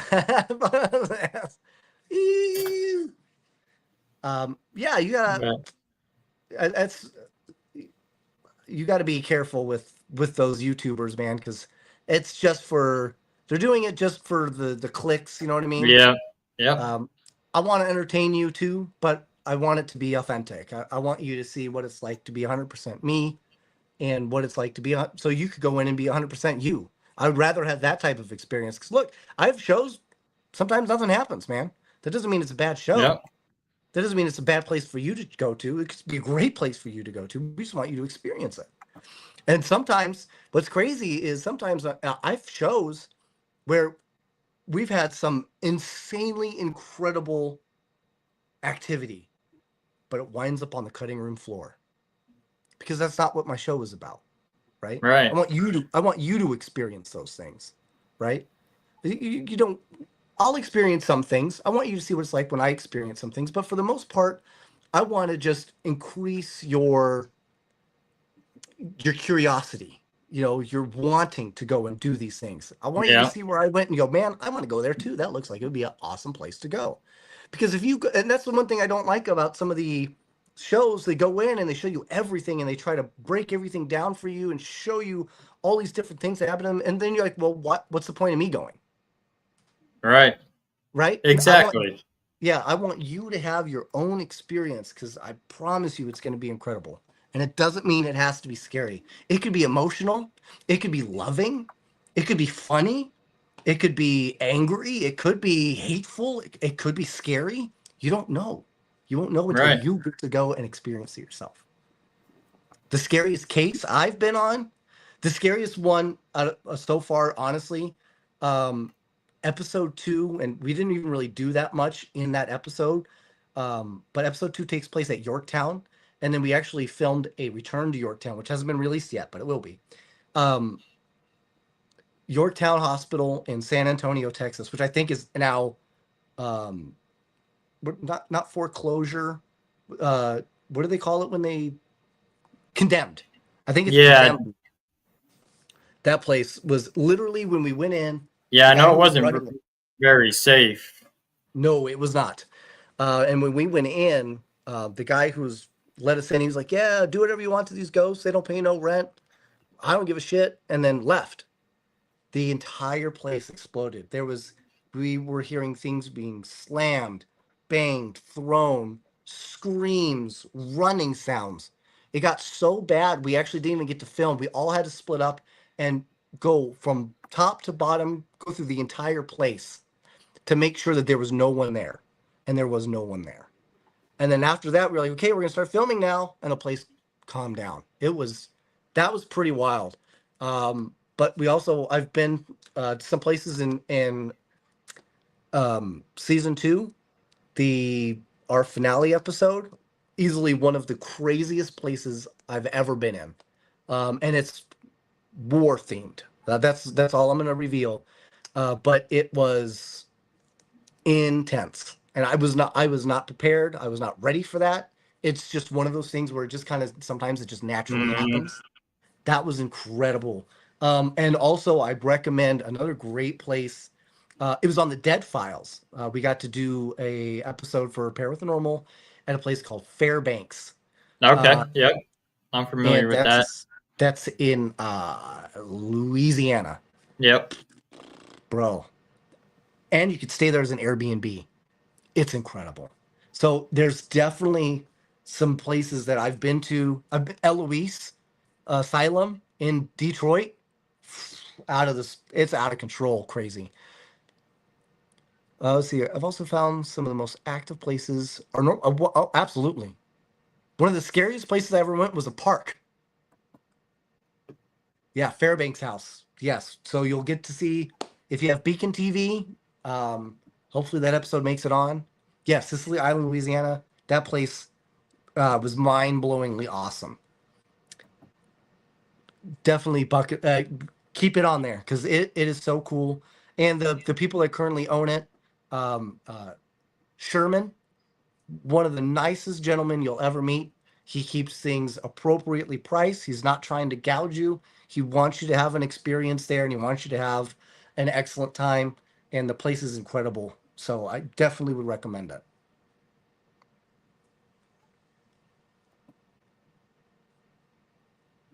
Yeah, I mean it's great. A park of all things. Yeah, we that was one of the few times when I was younger I had an attachment, and that's where it came from. And eventually, I had to take it back to the park. So Right. whether that's what I had to do or not, but that's what worked. So you never know. Schools and churches are usually hot spots for activity. Well, sure, yeah, Oh, and I can definitely confirm that. yeah, I yeah. work in a school that's haunted. Oh, okay. So oh, Broadhead Manor in Wisconsin. Uh, Mm-hmm. that's owned by Bill Walter. That's another. It was a school like in the early like I want to say like 1890s or early 1900 1903 something like that. And it's had this huge long life as a career. Though there may not have been any specific like horrible deaths that all this horrible death, but there was so much activity because it was like the only school, and it also acted as a convent for some nuns for a while. There's Indian burial ground near there. There's so much there. That place is incredibly awesome too. Highly recommend checking that out. Not right now because it's too cold. Go in like spring or summer for sure. Right. That's crazy. Yeah, our park here in town is haunted because the town I live in is from like the 1800s, and it's an old military town. Oh, It's cool. named after John C. Breckinridge from Kentucky. That's And awesome. this whole town is just crazy with activity. The school was built in 1909, but there was one that sat there in the 1800s that burnt down. Oh, wow.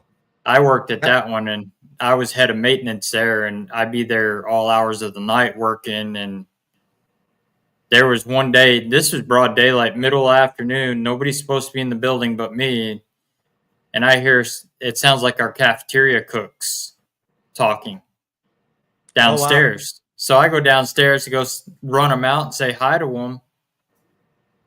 The kitchen's locked up tight, nobody. So I go up and watch security cameras. Nobody's came in the door, nobody's pulled in the parking lot. Dang. Another So day, how much pot did you smoke? none. No. That's the funny part of it. None. And then another time I heard our kindergarten teacher at that time, she was heard her voice in the hallway. Go downstairs to run her out, nobody there. That's incredible. And we got the privilege to actually investigate it. And there's the south end of the building, the bathroom door, we had it fully shut. And on video, you see hands reaching through the door from the inside, pulling the door open. That's crazy. And then this white mist figure comes right across the gym and disappears up onto the stage. Wow. That's cool, man. That's the good stuff. Jeanette, to answer your question, yes, I know that for a fact. I've seen it in an investigation that we did for somebody that he was dead for 40 minutes, 45 minutes. But they had to resuscitate him 19 times and he did not come back alone. And it caused a lot of major strifes physically, health for him and for his whole family unit. I mean, it got really insane. So, I can say that I do believe that is actually a thing. Yeah, so it made Russell start smoking pot. Yeah. Um, But yeah, and so that guy who Breckenridge, and he was originally from Kentucky. Yep, John Uh, C. Breckenridge. so do they have? Are there like where you live now? Are there lots of KFCs like in his honor? Or No, oh, okay. I thought maybe no, but Mormons have been through this town too. You were talking Their about some of the battles and stuff. their millstone from the Hans Mill massacre is actually up in our city park up here, Wow. and that is a big battle. You can see the video of that on my TikTok where we're down there now. It's an open field, and you'll see my REM pod going crazy down there, my millimeter spiking. And we were down there on the anniversary of the massacre, which happened in 1838, and it happened the day before Halloween. Oh wow.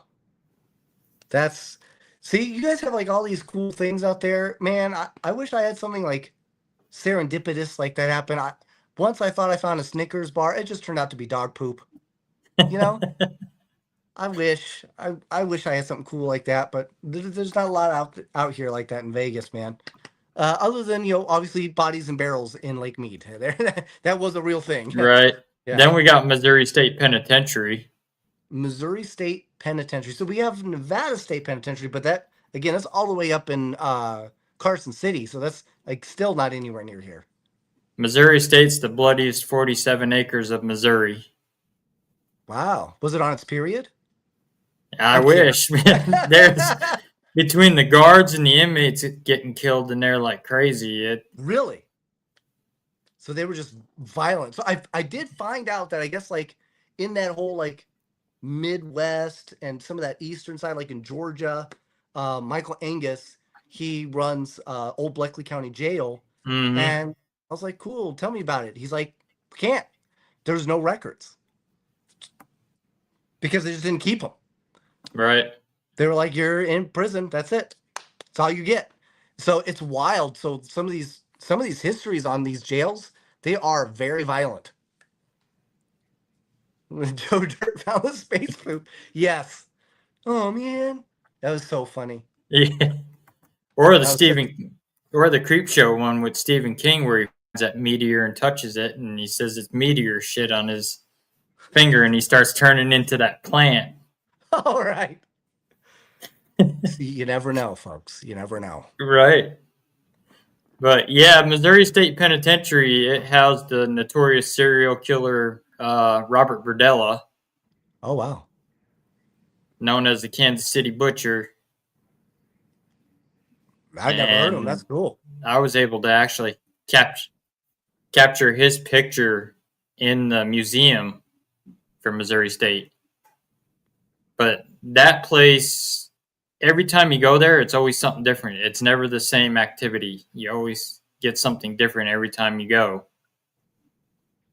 That's true. That's true. Grandizer asked about the storming Area 51. Did I know any? I did not go, and no, I didn't know anybody that went.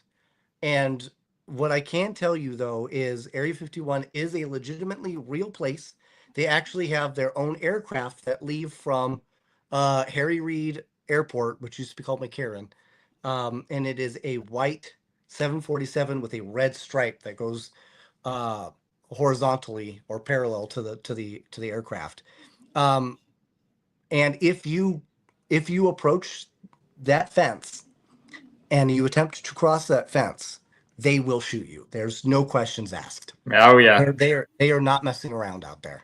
So no, I did not go because they will shoot you. A buddy of mine actually did.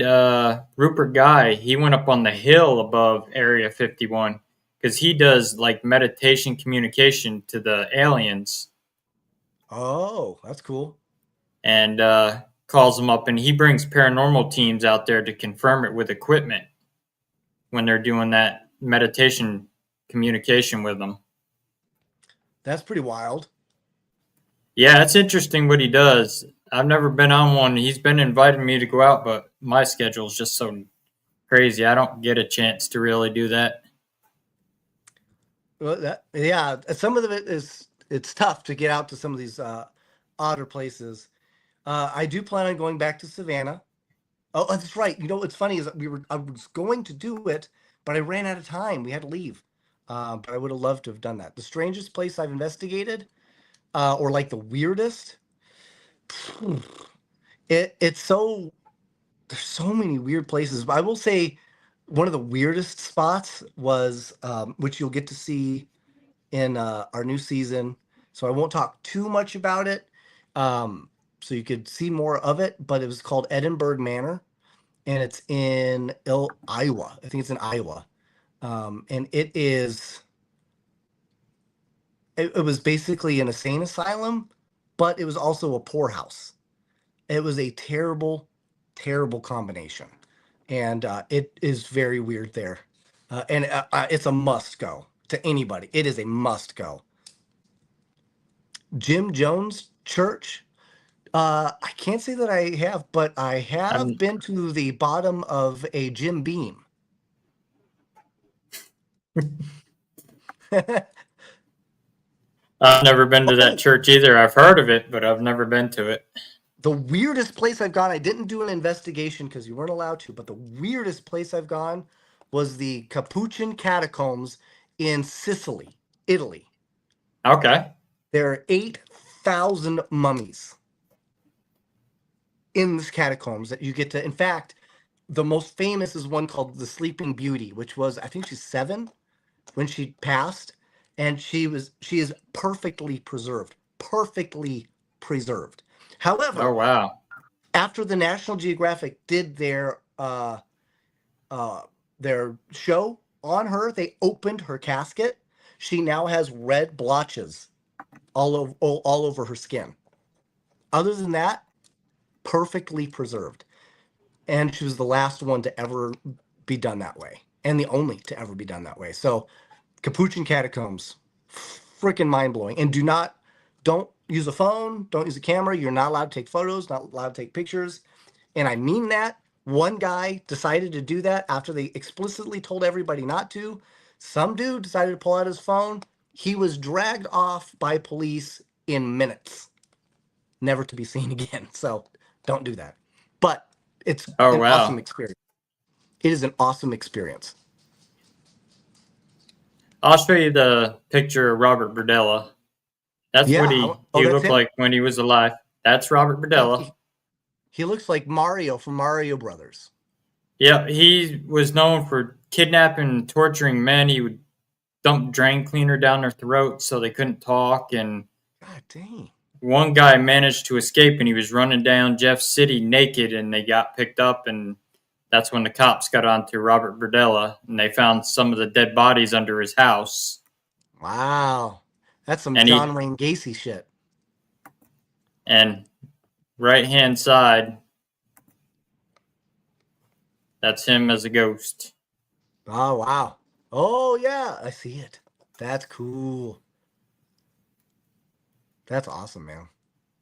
And that was caught in Missouri State. He died there of heart failure because he had heart issues, and he claimed the guards weren't giving him enough of his medication. Ah, So wow. See, and something like that, I mean, when you think your alternative of leaving is hell, you're gonna stick around, right? I yep. mean, let's be real. Yeah, that's some creepy stuff. So I'm still trying to find more information on it, but I decided Mary Lynn and I on our we have a podcast too. We're gonna relaunch, or it's called Pair with an Abnormal. We usually do it on Wednesdays at 8 p.m. Eastern time. But we did one episode specifically where we were talking about serial killers, and we were trying to see which country had the most notoriously largest amount of serial killers. Right? I was like, "There's no way anybody's gonna beat, Right. America." Right? I was so wrong. Germany, Germany, freaking, we found this one guy in Germany that he kept notes. I want to say it was in the 1800s or 1700s or 1800s, somewhere in that range. Over 960. Wow. That is I can't. crazy. Yeah, I was like, you gotta be pooping me. So I keep trying to remember what his name was and try to find him. I haven't been able to remember what search path I took to find it, but I found him once. I'll find him again. But that was pretty wild. I'd like to go and visit more along that line. Same thing with like, I would love to like go to the places where like the Muffin Man, because the Muffin Man was Hmm. a real person. He was he was a serial killing dickhead who was also a Yep. baker. I would love to see that. And Jack the Ripper. They think that they've DNA genetically identified him as the barber. Though now there's some speculation as to whether or not it's true, but there is that. My mother had an experience with Bob Berdella. Owned his shop in Bob Berdella owned a shop in KC. Human skull in the window. Jeez, Lord, Yep. That was one of his victims. that's nuts to do that, man. I did a Stupid. couple. I did like 3 episodes on like serial Mm-hmm. killers: John Wayne Gacy, BTK, Oh, yeah. Robert Berdella, Ed Gein was another one I did. Having a sinful box of cold cuts or whatever he says in the movie. That's Right? that was terrible. But Did yeah, you ever see the? Did you see the Kane Hodder version of it? no.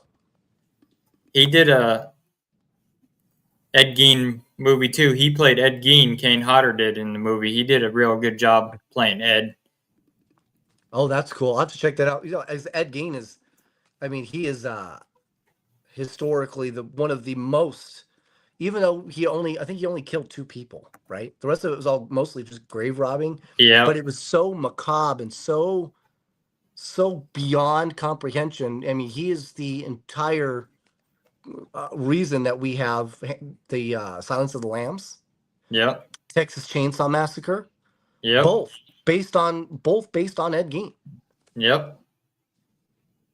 You know what I mean? Nobody wants. I mean, John Wayne Gacy, he may kill more people, but it takes a certain thought process that nobody can truly fathom to do what Ed Gein was able to do. Right.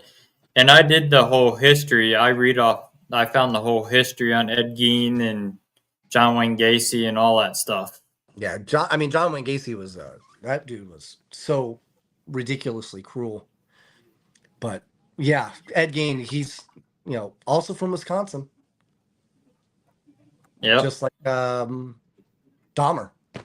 And if you look at them, most of them all had rough childhoods, and they were Yep, bullied in school. And didn't get to eat enough Cracker Jacks. yep, Ah, yeah, there's there's definitely nothing in their nothing in their eyes. eyes. That's true. That's true. There's I lots of believe yeah, but Robert there's lots of good ones. Berdella. Robert Berdella is also he was part of that riot that Missouri State Penitentiary had, and James Earl Ray escaped from Missouri State Penitentiary just before he assassinated Dr. King. See, you know what? This is why I'm glad you showed me the picture, and I know how terrible he was because I would have been like, you know what would have been funny to do back in the day? Just I would have I would do like an all men brothel, but I'd have them Mm, all look just like him, and I would call it Robert Bordello, you know. yeah, It's just, but then I realized, that's not going to work. That's a terrible idea. yeah. He used to torture and rape men, and Yeah. See, it's he was right. a very sick man. Yeah. You what? The other one that is really crazy is Ted Bundy because Yeah, he was I did so one. likable but Yeah, he was so brutal and vile and evil. Ed Kemper is another one because Ed Kemper was what 6'9". yeah, Uh, he was the rape, torture, kill guy. I think he had his own like toy box of death or whatever. But they said like when he got in prison for obviously for life, he was as kind as could be. It's like a gentle giant. It's nuts what some people go through, and even with Ed Gein, I want to say in his actual uh, psychological profiles in his in the audio tapes, he talks about how he just kind of he didn't even know. He was Yep. just kind of a haze, right? Like he wasn't really aware of what was going on. It's like that part leaves him. Like I said, there's nothing behind the eyes. Sonny Liston, the boxer, was at MSP. Oh, that's cool. Yep. He was housed in Cell House 4 in MSP. He didn't die there, but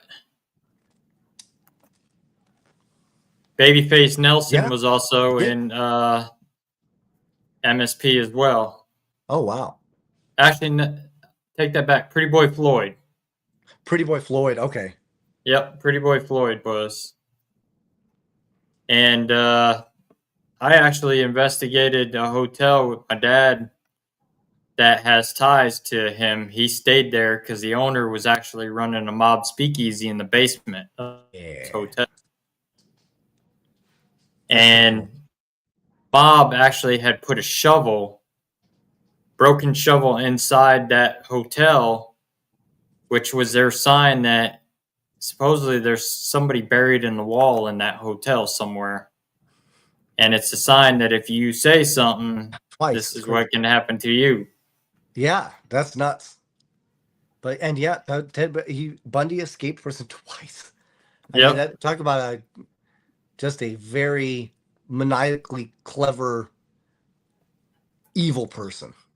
That's what James Earl Ray did. He escaped Missouri State, shot Martin Luther King, and then they were chasing him around Brushy Mountain hillside because they do a run every year to the hillside like he did when they were chasing him. And then they caught him and put him in Brushy Mountain Prison there in Tennessee, and that's where he died. Wow. James Earl Jones killed the emperor. Yep. Well, I mean, I guess it was revealed to be somebody else, but it was his voice. Right. So it's just you But never know, folks. You never know what people can be up to, man. It's oh crazy. yeah. Well, look at that one woman serial killer. She was just absolutely nuts. That Nuts for cereal. I think her name was Eileen or Irene, something like that. And Ah, they asked her why she killed those guys, and she says, because I wanted to. I loved it, every minute of it. that's crazy. And I think she got executed. I think they lethal injected her. That sounds fair. But Missouri State still got the gas chamber down there that you can go and investigate too. They have the That's, first man and woman couple were executed together in the gas chamber down there. They would kidnap and murder kids. We actually captured her on recorder in there telling us to die dang. in the gas chamber. It's cool, man. Some of the things you can witness. Then the firebug, he's down in the dungeons down there. He was housed down there for 18 years because he set the prison on fire, killing a bunch of inmates and guards. And so they put him down there. He ended up going blind, served 18 years down there. He was blind by the time he got out and had someone write a book for him. Oh, really? Yep. Oh, there we go. I realized I hit something. And I was like, wait a minute. Everybody Yep. disappeared. He wrote a book down there. That's cool, man. Hey, Eh, I mean, sometimes you could come up with some of your best novels when you got nothing else to do. Oh, yeah. I mean, Hitler wrote a book in prison. Yep. It's not a good book. That's not what I'm saying. But he did write a book while he was in prison. It was a bad idea, but that's what he came up with. The things you do when you have nothing better to do, I guess. Yeah, Kim, I don't know That's true. who can murder kids, but there's some sick people out there that do. Yeah, man. It's I mean, freaking awful. look at the Conjuring story. Look at the haunted orphanage in Gettysburg.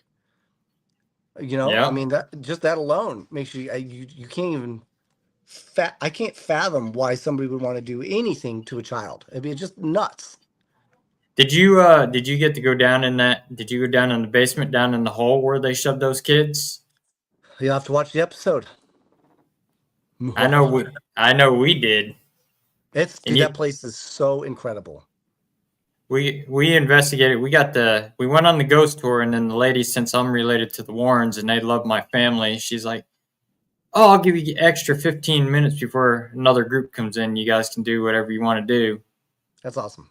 So we had a ball there investigating, doing the Estes, and every time she would talk about the mistress during the tour, our tripwire would go crazy. Rosa. Yep. Yes. They would talk about her and it would just go nuts. That's it. So, you know, you never know. That's why you don't take candy from sweet old ladies. Yeah, you never Could know what. could be laced with arsenic. Right. But yeah, we had a ball at Gettysburg investigating. Yeah, incredible place, man. I And gotta then come out to Missouri, man. We gotta yeah, get definitely. ourselves get ourselves into some trouble out there. Oh, I got locations, so That's awesome. Yeah, we'll do it. I, We'll make it I'll, happen. I've got connections to places Jesse James has been too, the outlaw. Nice. So one of the properties that I investigate, Jesse used to hide out there with his crew. Oh, that's dope. They used to hide him out in the barn because his farm home where he grew up isn't that far from there. So they used to pass on through there. So they'd be You know what? having Pinkertons after him. So they'd hide out in the barn there for a while and lay low. I heard he had an Audi belly button. I don't know if that's true, but that's just the rumor I heard. I don't know, Yeah. We'll but have to ask in an SD session. right. I've been to his boyhood home and I snuck some equipment in there Oh, when we that's were on awesome. tour. I snuck a digital recorder in there and I got some cool EVPs out of that place. That's dope. And then we were standing there and she was talking about Jesse's mom's room. And Jesse's my mom? I heard she's got it going on. she did. She'd be the one to shoot you right between the eyes too. That's also true, yeah. And my dad taps me on the shoulder and I look down and both rocking chairs are sitting there behind us going like this. That's cool. Like People two are people just chilling, just watching. yep, watching the tour come through. And then the reason why we went there, we got sent a picture from one of the tour guides that tried to debunk. They were taking a picture of their family outside the back of the house, and there's a window where the firebomb come through the window, and Jesse's mom showed up in the window. That's And cool. she's in 1800s apparel attire, and we Something figured appropriate. oh hell, there was just a picture reflecting through the window from the inside. So the tour guide, since we knew her, she's like, "Do you want to come back to the house with me while I lock it up?" I was like, "Sure." So she said, "This is where there's that window," and we're looking all over. There was no picture, nothing. So we decided to take a picture back there, and in between two of us, a cowboy hat shows up in the window, in between us, and then right above our heads is a young Jesse James. That's cool. And then his mom on the other side. That's pretty awesome. So she's Did like, you if you, should have what's asked him that? about his belly button. You missed an opportunity there. We're planning on going back there. So Okay. Okay, good. they got a slave quarters up there, and the lady says, you can go up there and do whatever you want up there. So spirit box session. Nice. And we asked if Jesse was here, and we got a voice that said yes. And then I asked, is Frank here with you? And he goes, yes, Frank's here. I said, how about Zerelda, which would be Jesse's mom? And Oh. he goes, yes, she's here. And then you hear a boy pop on and says, I'm here too. Wow. Which was Archie Samuel, Jesse's little stepbrother, who was 15 when the Pinkertons killed him when they threw the firebomb through the window and it exploded. Man. Jesse's mom took it as it exploded, threw it into the wood stove, into the fireplace, and it blew her hand off up to her. They had to cut her hand off all the way up to here because it blew this whole hand right off. Dang. Wow. Well, you got to hand it to her. Yeah, right. Quantrell is buried in the Confederate cemetery in our town of Higginsville. Oh, that's awesome, Kim. Yeah, Jesse and Frank rode with Quantrill and Bloody Bill Anderson. They were called the Quantrill Raiders Wow. for the Civil War. That's wild, man. And It's then, so cool how all this stuff can kind of interconnect. yep. I And then love it. after the war, Jesse and Frank hooked up with the Ford brothers, Cole Younger, and they started robbing trains and banks throughout Missouri, Minnesota. They've even went out to Kentucky and robbed stuff. And I lived not too far from one of the banks they robbed back in the 1800s, and that was where they got ambushed, and a couple of their crew got killed right there on the streets of Gallatin, Missouri. Wow. And then the cave is not too far down the road from where I live, where they hid out after they robbed that bank. Now, So, robbing is literally just having a credit card and not paying it off. They would have loved it. yeah, yeah, right. But And I'm we're actually out on that my cousin's property where Jesse would hide out. We're actually out there metal detecting, looking for Jesse James's gold out there. oh, that's cool. We No were out fines yet. there, no finds yet. We did find a old quarter out there, a copper quarter, Oh, that's cool. and found an old skeleton from the 1800s, an old medicine bottle. That's awesome. But towards summer again, we're gonna go back out and spend a whole day out there just metal detecting, because being the Battle of Crooked River happened there, and so That's right. there's old remnants of old houses back in the fields back there that we're gonna go check out. And Awesome. yeah, that place is just crazy with history. It's got there's an old urban legend out there. His name was Nate. He was a black man accused of practicing voodoo and witchcraft. Oh, And back okay. then, the town of Lawson did not allow black people in that town. They had a strict sign up there that if you were caught in this town, they would lynch you. Well, this Jesus. man lived back up on a hill, back up towards the woods, and they found out where he lived and found out that he was practicing that. They drug him out of his cabin, drug him down the hill, and strung him up in the middle of the road over a bridge. And That's brutal. he cursed the bridge. And when you run over the bridge, it sounds like bones being rattled together. And they say that's his Wow. bones. And they can't keep boards on the bridge, nothing. They actually tore the bridge out, put a concrete bridge in there. Wow. And where he lived, where his cabin, he cursed the land. You go up there, you'll get bit by rattlesnakes. Yep. Nope. I'll pass. And how crazy it is, the one night I put in my GPS my address to come back home, and guess where the GPS leads me and stops?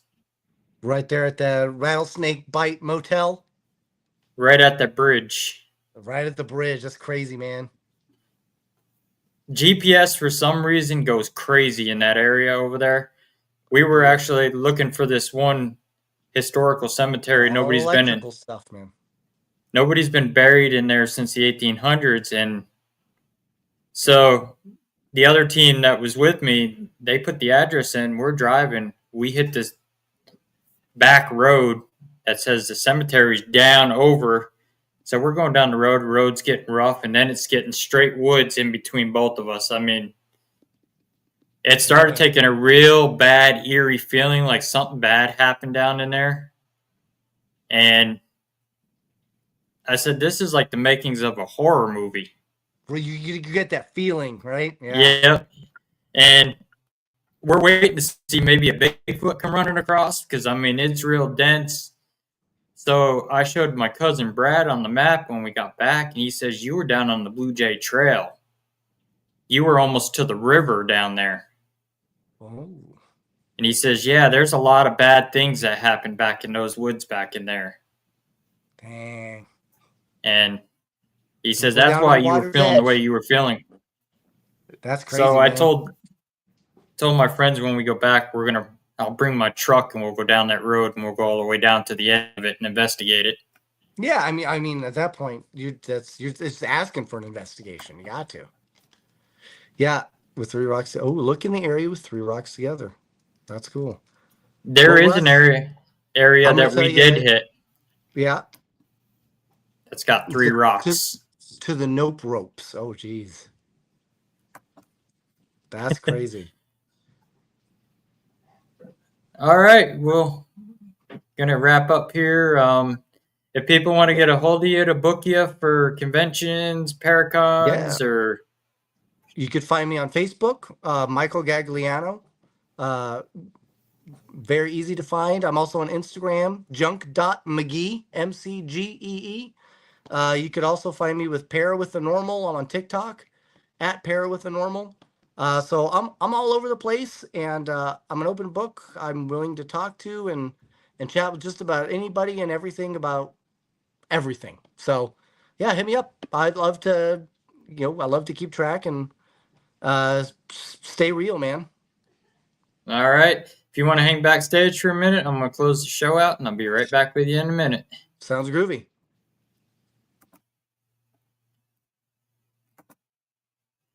All right, everyone. I hope you enjoyed the show. He's a great guest. Definitely get him for your podcast. Definitely check out his show, Para with the Normal. Also, remember if you're being bullied in the paranormal field, you do have a voice. Nobody's better than anybody in this field. We're all the same. We're all after the common goal. So, with that being said, everybody, God bless. Have a good night. And we will see you next week. Same time, same channel. Everybody, have a good one. Stay safe out there. God bless.